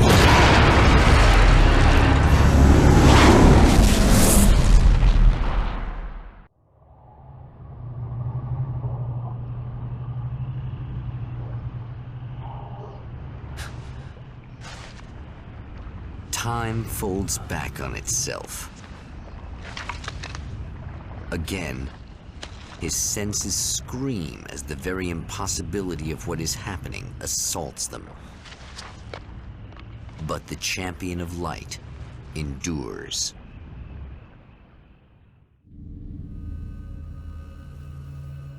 Each time he gets a little closer. Each time another detail falls into place. Now, the trap works against the Herald of Darkness.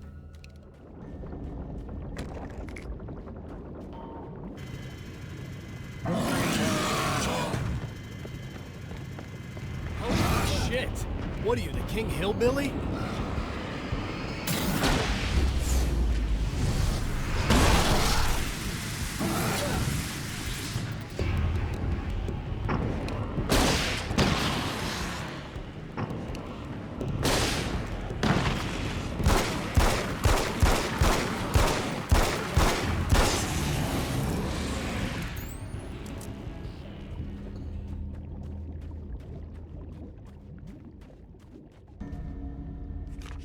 Thor and Odin Anderson, old gods of Asgard.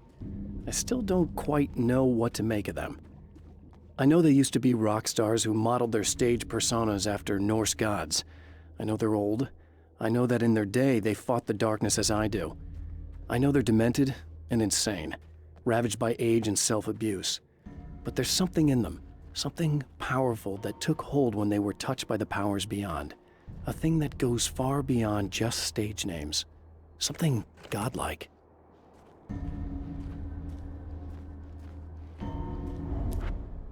Right on cue, bubbling to the surface from untold depths, the horrors come.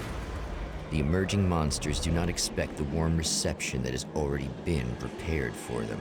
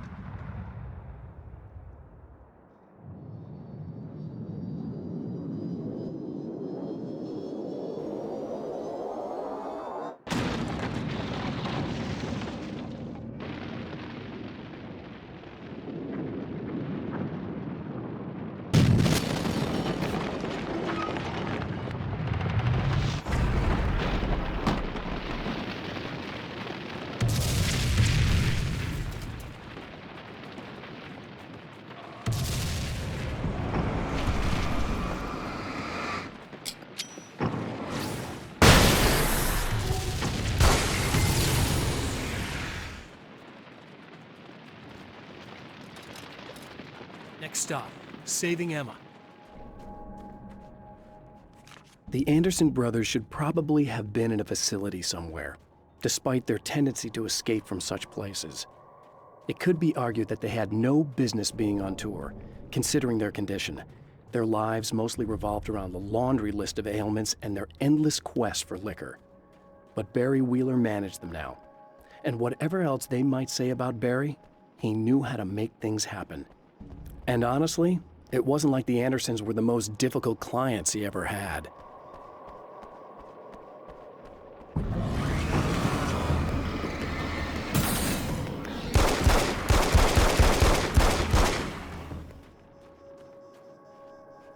Getting the Andersons into the recording studio was a struggle and a half. But once they actually picked up the instruments, something happened. They were two old men, and they weren't. They were doddering bags of bone, and they were barely contained power. And there was music. Barry rubbed his hands together. He knew how to pick a winner. Now all they needed was some direction on how to make things a little more modern. Barry had never produced a thing in his life, but he knew what he liked. He knew Balance Slays the Demon was going to be a hit. Is it bad that this time I just went, oh, he's gonna be Not as long as I show up, I guess.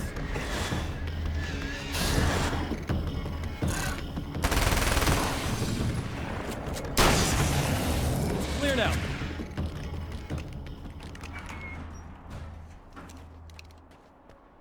Yeah, thanks for saving me again. I'd hate to die before I'm scheduled to be murdered. I guess I have you to thank for setting everything up at the oil derrick. Yeah, well, I figured that if we were going to go over this again, we might as well try to be smart about it, huh? I appreciate it. You took a big chance doing that. You okay? What do you think? I've died twice. I remember everything pretty clearly now. You said I was gonna be okay. I don't know what happened. Oh, it's not your fault. I think one of those, what did you call them? The takers? I think they did something to the power and they got me that way. I'm sorry. But I got the keys from the dead guy in that room. And I'm not handing them over until you do something about this. I'm sick of getting killed. Fair enough. You seem calmer now. I tried freaking out. It didn't do much good for me. I guess you get used to the craziest stuff. Good for you. Plus I figured I'd take the edge off, you know? Mm-hmm. Those herbal supplements are pretty good, huh? Oh, yeah. I wanted to try to explain things to you now since you're calmer, but maybe this isn't the best time after all. Oh, shit, yeah. Better not get all metaphysical on me now. Seriously, I'm like 2 sentences away from thinking how we could all be like atoms on God's skin or something. Or figments of somebody's imagination? Wow. I'm just gonna try to chill out and not think about that or getting murdered or anything, if you're cool with that. Gotcha. Well, art lovers, are you feeling neglected? You shouldn't. You know Eddie Rodman's got love for you, which is why I actually hauled myself out of bed before noon, just so I could record an interview for your pleasure. Enjoy. Now, as I'm sure you all know, the annual Night Springs Visual Art Show is coming around again, and that's a big deal for all of us that are in the culture business. If you can call it a business. That's a little controversial, I know. Oh, that's okay. Money makes the world go around, no doubt about it. And that's one of my guests here at the studio, Serena Valdivia. She's a curator at the Night Springs Gallery of Visual Arts, and she's in charge of the NSVA Film Festival, held this year at the old Night Springs Drive-In Theater. Hello, Eddie. It's great to be here. And let me just say that it's a wonderful venue. Absolutely. And with her is one of the filmmakers, somebody who's actually primarily known as a renowned photographer, Alice Wake. Hello. Alice, I've seen a lot of your work over the years. It's very impressive. My wife's a big fan, actually. Oh, thank you. You've gained quite a bit of fame as a photographer, but that's not why you're here, right? You actually have a film. That's a little surprising. For me, too. I really wouldn't be here at all if it weren't for Serena. You two are friends, I take it? Yeah, we move in the same circles. So, about a year ago, I heard about all this footage she'd shot, and I got to see some of it, and then I started pestering her about actually putting it out there, because it was really good. I didn't really want to show it. It felt too personal. Well, yes, I can understand that. It features your husband, and he's, well... He's dead. I thought he was missing. It's been 2 years. This sounds awful, but yes, I believe he's dead. Otherwise he would have, well, you know. Yeah, I understand. Well, hold that thought, and we'll be right back. I have seen the darkness twist flesh into new shapes before, but encountering these giants is an extremely disturbing experience. It's as if the genre has been switched on me. There's something out of Pulp Fiction. Twice as tall as normal men and stronger than forklifts, their lumbering gait and slow-witted demeanor brings to mind some kind of mean-spirited caricature of a feeble-minded hillbilly. Emma wasn't sure exactly when the man arrived at the motel, but from what she could tell, the party started almost immediately. It was infectious, spreading from one room to another.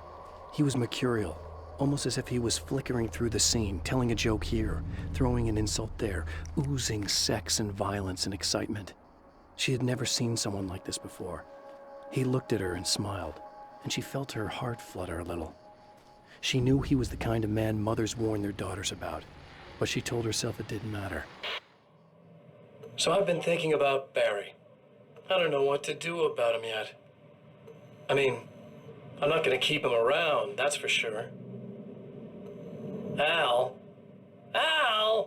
Ugh, little parasite. Your best friend. Really? That's the best you can do?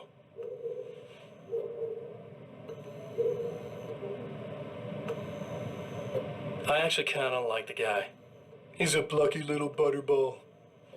He plays the clown, that's a hard road to take.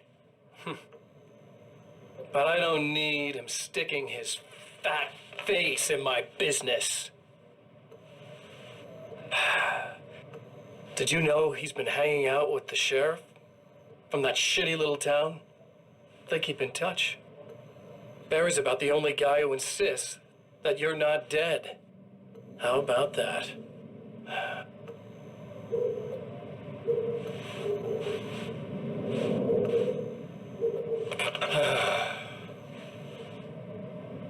I might keep him alive for a while. Just to see him go to pieces when I fire his ass. Yeah. Yeah.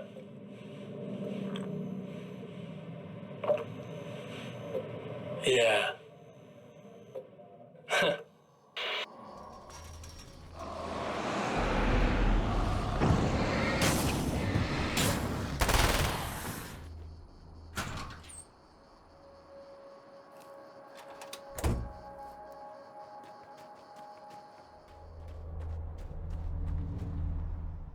Okay. I really don't think they can get to the power now. Thank you. That's a relief. Here's the keys that you needed. Thank you. Hey, I have to tell you, at the diner, I went there with him. The guy who looks like you, okay? I know I said that I didn't. Yeah, I figured. Want to talk about what happened at the diner? There was this guy from the observatory, and he just attacked the poor dude, smashed his face into the tabletop a bunch of times. It was horrible. I didn't know that he was gonna do that. I swear. And I just ran. I just left him there. I didn't even try to help. There was nothing you could have done. It's not your fault. Well, he's dead in that motel room now, so excuse me if I feel pretty shitty about it anyway. You shouldn't blame yourself. I just didn't want to get involved. I have this tendency to just drop everything and run. I don't think I'm a bad person, but I didn't even call the cops. I'm such a coward. If you'd called the cops, we'd have dead cops. He's not human. Do you understand? It's not your fault. But I could have tried to stop him. Believe me, if you had, you'd be dead. You seem to be doing a little better now. Yeah, I guess it just got easier once I got this thing off my chest. I just feel so guilty about it, especially because I didn't pick up on any of the warning signs. I just really liked hanging out with him, you know? He was smart and charming and funny and hot. The way you could be, I guess. I guess. What's the deal with this guy anyway? He looks like you, he uses your name. Why does he do this stuff? I'm not sure myself. Maybe he's just evil or my dark half. He does a lot of the stuff I'm trying really hard to get away from. Things that just messed up my life. I guess all those murders don't help either. Yeah, I could do without the murders and the end of the world. Listen, I need to get going. Yeah, go. I think I'm good now, I hope. Good luck. If it all goes well, maybe this is the last time we meet like this. God, wouldn't that be great? Just keep those lights on, okay?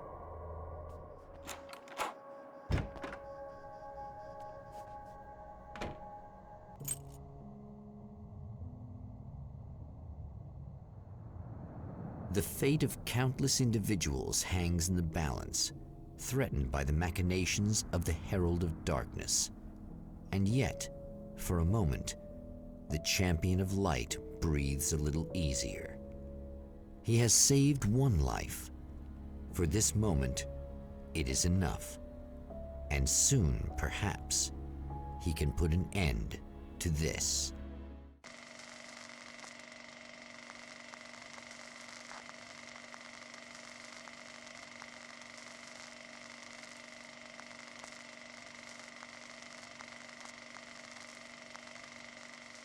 Returning to the observatory for what he hopes is the final time, the man feels anticipation and dread in equal measure. Soon, he knows, he will have what he needs.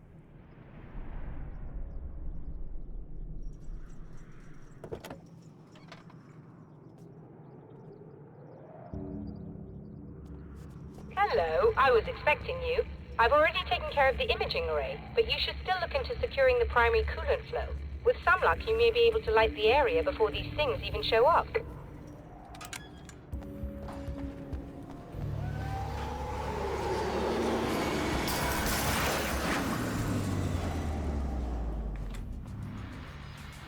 Thanks for tuning in for the second part of our interview with Serena Valdivia and award-winning photographer Alice Wake. Now, Alice, we were talking about your husband, Alan Wake.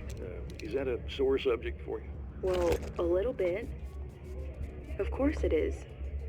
The way I see it, we had our good times and our bad times, and on the whole, we had a lot of good times. He really made me happy. I don't mind being reminded of him. So you're over him? I don't know if I'll ever be that, entirely. I still think about him every day, literally. I still find myself hoping for... Well, sometimes I think I see him just standing somewhere, watching me. I think most people who lose someone they love experience things like that. But on the whole, I'm doing all right. 2 years is a long time to adjust, and I'm not really the type to wallow in the negative. Well, I know there are a lot of stories about Alan. He seemed to have something of a wild streak. That's not really what our show is about, though. Look, all that stuff really gets blown out of proportion. He had his problems, but it's really frustrating for me because people like to talk. They love to tell these crazy stories, and they never really knew him at all. Well, the character he created, Alex Casey, is a household name. The books still continue to sell. There's been talk of a TV series, a movie, a video game. Must be nice to know that his work is still being appreciated by so many readers. Yes, of course, but I don't really deal with the business side. I leave that to Alan's agent. That would be Barry Wheeler. Actually, I just interviewed him. He's currently in the music business. Mm-hmm. And he's also Alan's best friend. Do you two keep in touch? Or? We talk regularly. Like I said, he handles the business side. I think we should talk about her film. Yes, of course, you're right. I'm Eddie Rodman, talking to Alice Wake and Serena Valdivia, and we'll be right back.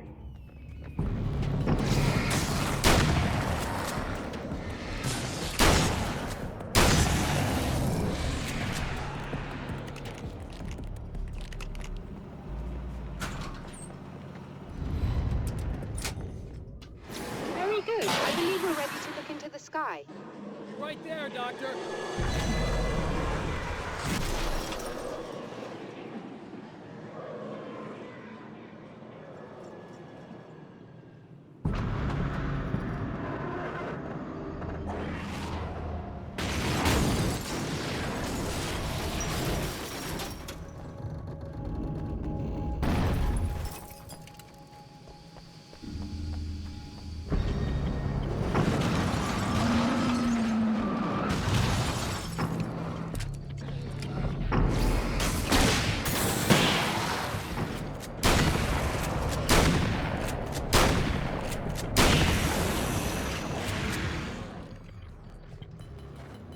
This act of creation is exhilarating and frightening.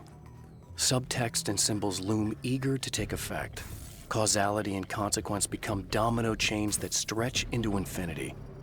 The more fundamental the change, the more unpredictable the variables become. Reality is too complex to control completely. Ordinary questions become meaningless. Who created who? What is really real? Everything is as real as everything else. You learn to let go of the things you can't control and go with the flow, or go insane.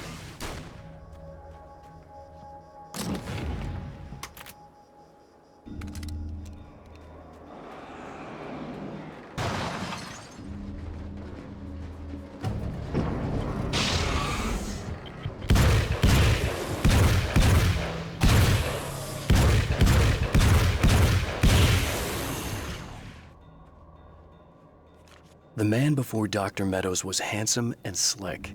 He moved with lazy confidence and didn't bother to pretend that he wasn't staring at her. She didn't mind, at first. Then the man flicked open the knife and shoved her out of the control room so she wouldn't hear the signal, whatever it was. Outside, she pulled her lab coat closed and thought about running. She didn't. She didn't think she'd get very far. Not from him. She never was entirely sure why he spared her.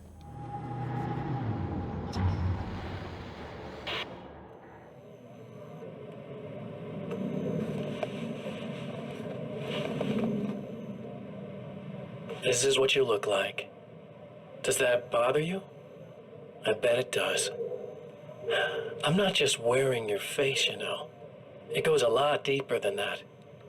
There's a lot of you and me. All the best parts. At first, I was just an idea. But they kept telling all those stories about you. You already had that rep. And then you disappeared mysteriously. And then the stories about bad, crazy Alan Wake came true. And here I am. That's the best part, isn't it? When that happens, you can always count on Cauldron Lake.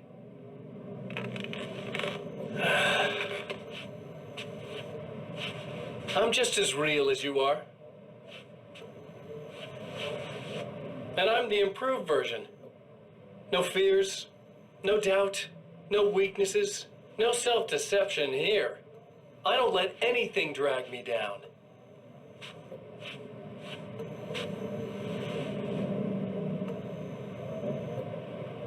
I know you like I know myself. I know it bothers you that I'm like this, that I use your name and crawl my way into your life. But I only do it because I'm better at being you than you ever were.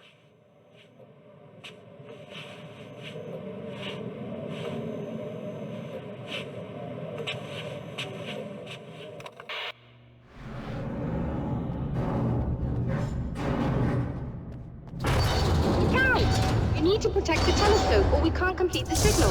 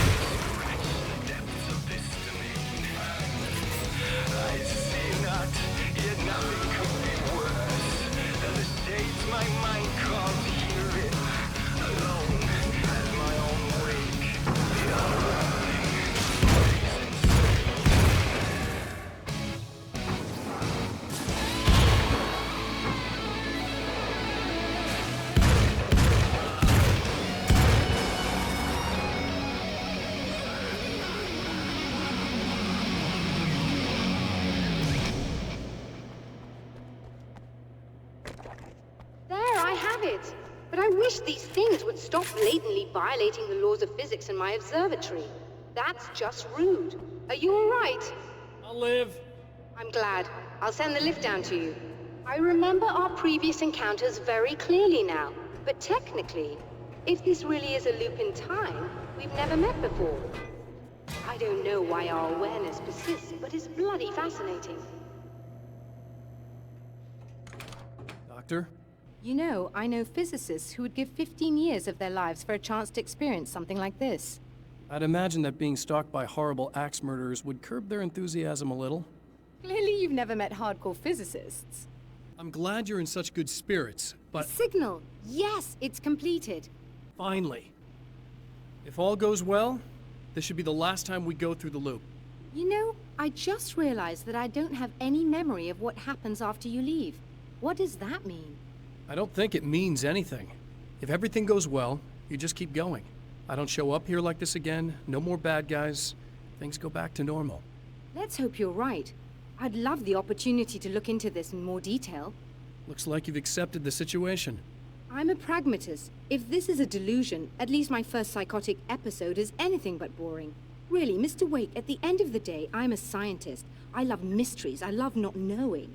Whatever else this might be, it's absolutely fascinating. I wonder how far this reaches. Is everybody in the world experiencing this? Who knows? I think reality's probably pretty fragile right now. Doctor, I can see you're very enthusiastic about this. I'd appreciate a bit of discretion. Are you suggesting that we should suppress this? No. You can do what you like, but I want you to leave me out of it. But surely, with the things you know, the things you've experienced, you can replicate any of these results. We could— Let me be blunt. If you drag me into this, I'll deny everything. I'll lie like my life depended on it. And writers are damn good liars. Word of advice. This is things man was not meant to know territory. You get into this, chances are you'll open up a door into a world of hurt. Believe me, I know. I see.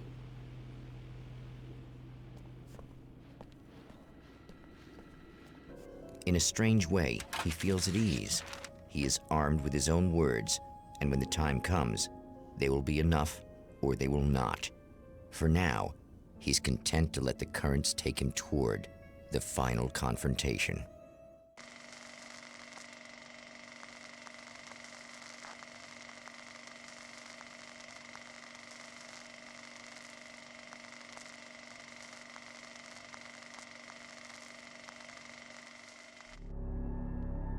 Once more, we return to the drive-in. If he's aware of the absurdity of arming oneself with a few sentences and standing against a power that can pierce time itself, he doesn't show it. The man has his share of weaknesses, perhaps more, but cowardice is not among them.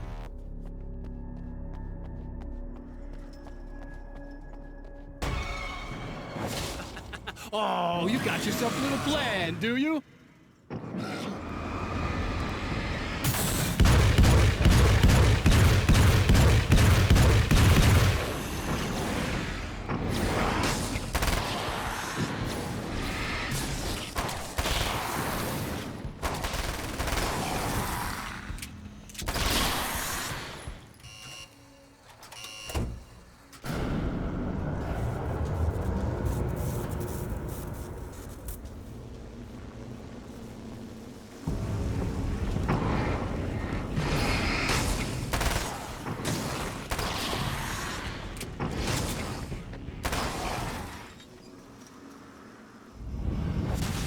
Never getting out of this, Wake. Never! Don't worry. I'll take care of your wife and your life. You're starting to sound a little desperate.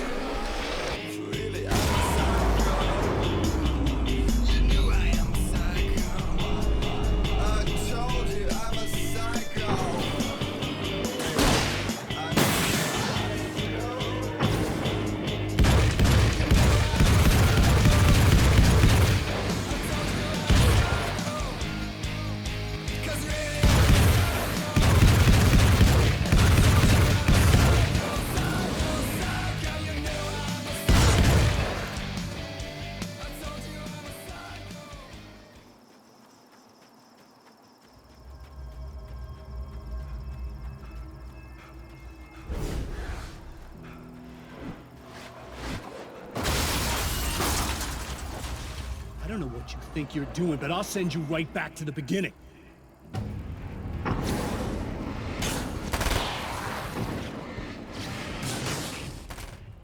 When the dark man's eyes suddenly locked into Serena's, she flushed hot. They ignited a black fire in her. He was talking. He wanted the power turned off. He said something about the projector booth. She hooked a finger under his belt buckle. He grabbed a hold of her throat and twisted until it hurt. Somewhere deep inside, a part of her screamed in paralyzed horror, but the moan that escaped from her throat had no panic in it. "Pay attention," he said. "Business first." His eyes glittered shamelessly. Hers did too.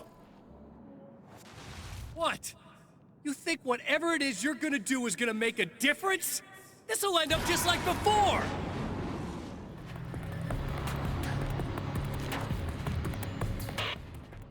I've been around for a while now, you know? While you've been indisposed, stuck in the darkness, I've been busy. I operate in the shadows, not always literally, you understand? I'm a little more resilient than those I've taken, but I do my best work in the dark.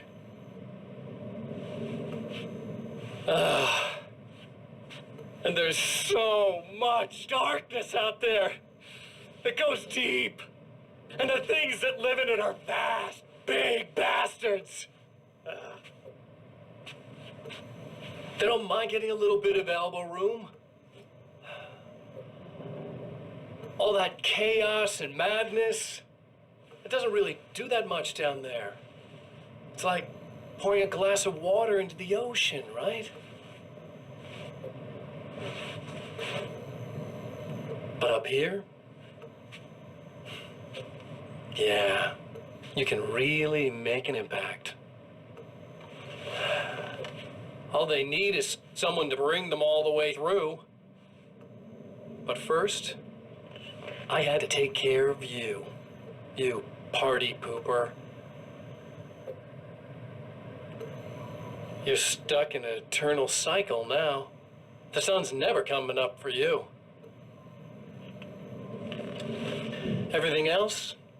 Do my thing, getting a bit of quality time with Alice. That's a little something for me. And I deserve it. There's more to fighting the Taken than just burning away the darkness that protects them. When I'm fighting for my life, I find myself slipping into a state of intense concentration that makes the beam of my flashlight seem more powerful and focused. I used to think it was just my imagination, something brought on by the adrenaline and fear of death. But now I'm not so sure. I've been touched by powers that I can't begin to truly comprehend. And they've left a mark. I'm starting to think this might be a part of it.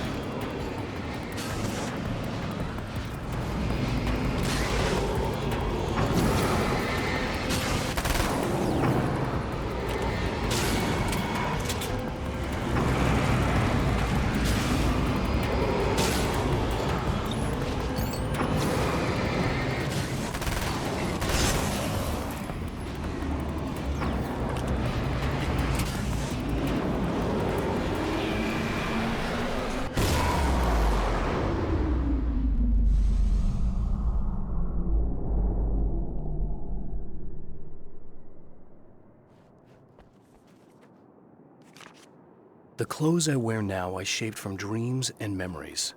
It's an old outfit, originally from the 90s. The last time I wore it was when I was still writing and Alice and I took a vacation in the desert before our troubles began.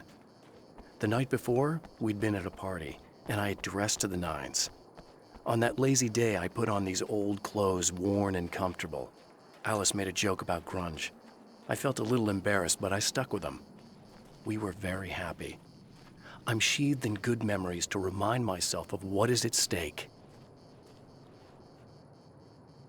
I held the film canister in my hands. I saw her name written across it in big letters, followed by the title. It was a time capsule, moments snatched from times gone by, from a past that I hoped could also be our future. It was my salvation, our chance to be together. A tin can with a bit of magic in it that she didn't even know about. Something I could put to good use. There were only moments left before I had to face him.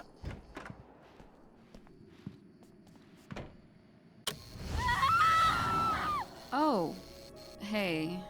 I'm hoping I can put an end to this now. You'd better. I really don't want that to happen to me again. It's like somebody vomited in my brain, like a sleazy movie that keeps looping in my head. I'll stop this, I swear. You know the part that's really screwed up?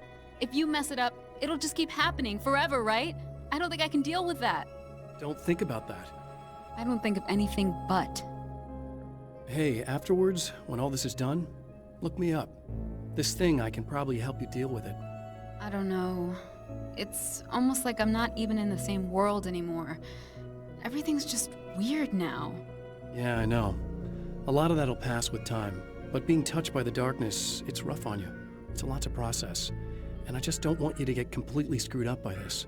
Might be a little late for that, to be honest. Yeah, well, there's degrees. At least you're not at a point where you go around picking fights with people over not changing their light bulbs often enough. What? Never mind. All I'm saying is, you're not alone with this. And anyway, you're friends with Alice, so, you know, any friend of hers. Thank you. Hello, folks, and welcome to the third part of our pre-recorded interview with Serena Valdivia and renowned photographer Alice Wake. So, tell me about the film.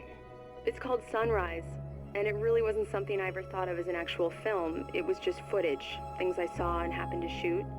It's not a medium I'm very much at home with. You shouldn't put yourself down. You've got a great eye. Maybe, but experience is another thing. Because you're primarily a still photographer. Yes, exactly. So I'm really used to thinking of the world in terms of snapshots. I frame something and try to pick the right moment, and then reveal that moment to people. Moving images are a different story. I'm still learning a lot about it, to be honest. So this is a new thing for you? Or maybe I'm just a slow learner. But showing it like this is definitely a new step for me. It's a little weird taking something this intimate and showing it to everybody. Not that the material itself is somehow shocking. It's just that those were private moments. But that's why it works, because it feels genuine. It's not so much a story as it is a sort of an echo, showing us how you saw your husband at the time. It's not really about the sunrise itself or Alan watching it. It's about you two together.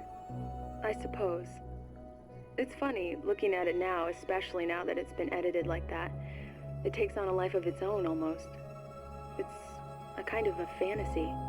Well, there's nothing wrong with that. No, you're right. I'm glad you talked me into it.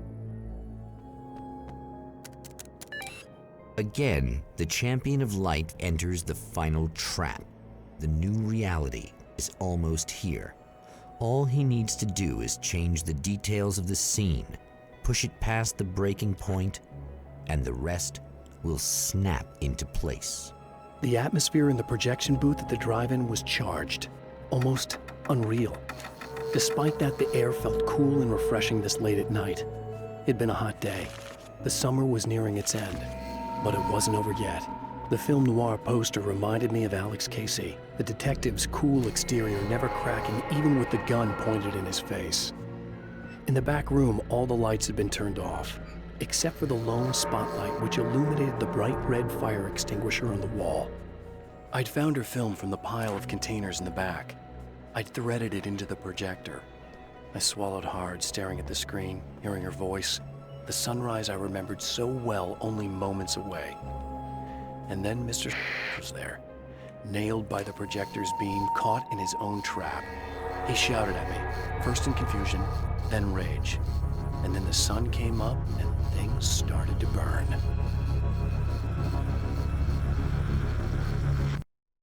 Oh, come on, buddy. Why don't you... What? What is this?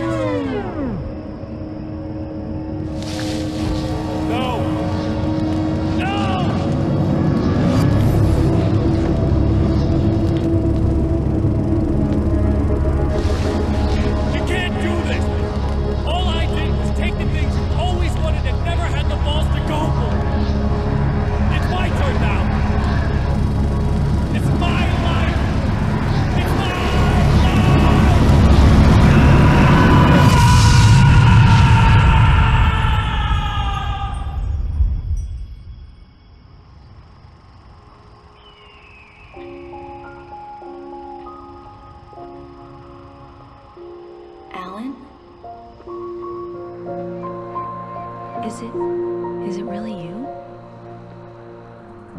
It's really me. How?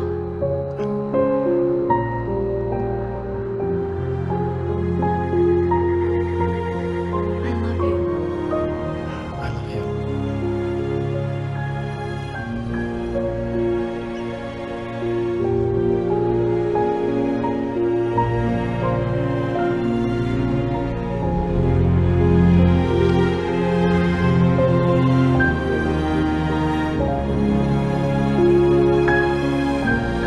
A woman, a man, two lovers, held apart for far too long, enveloped in the light of a glorious dawn.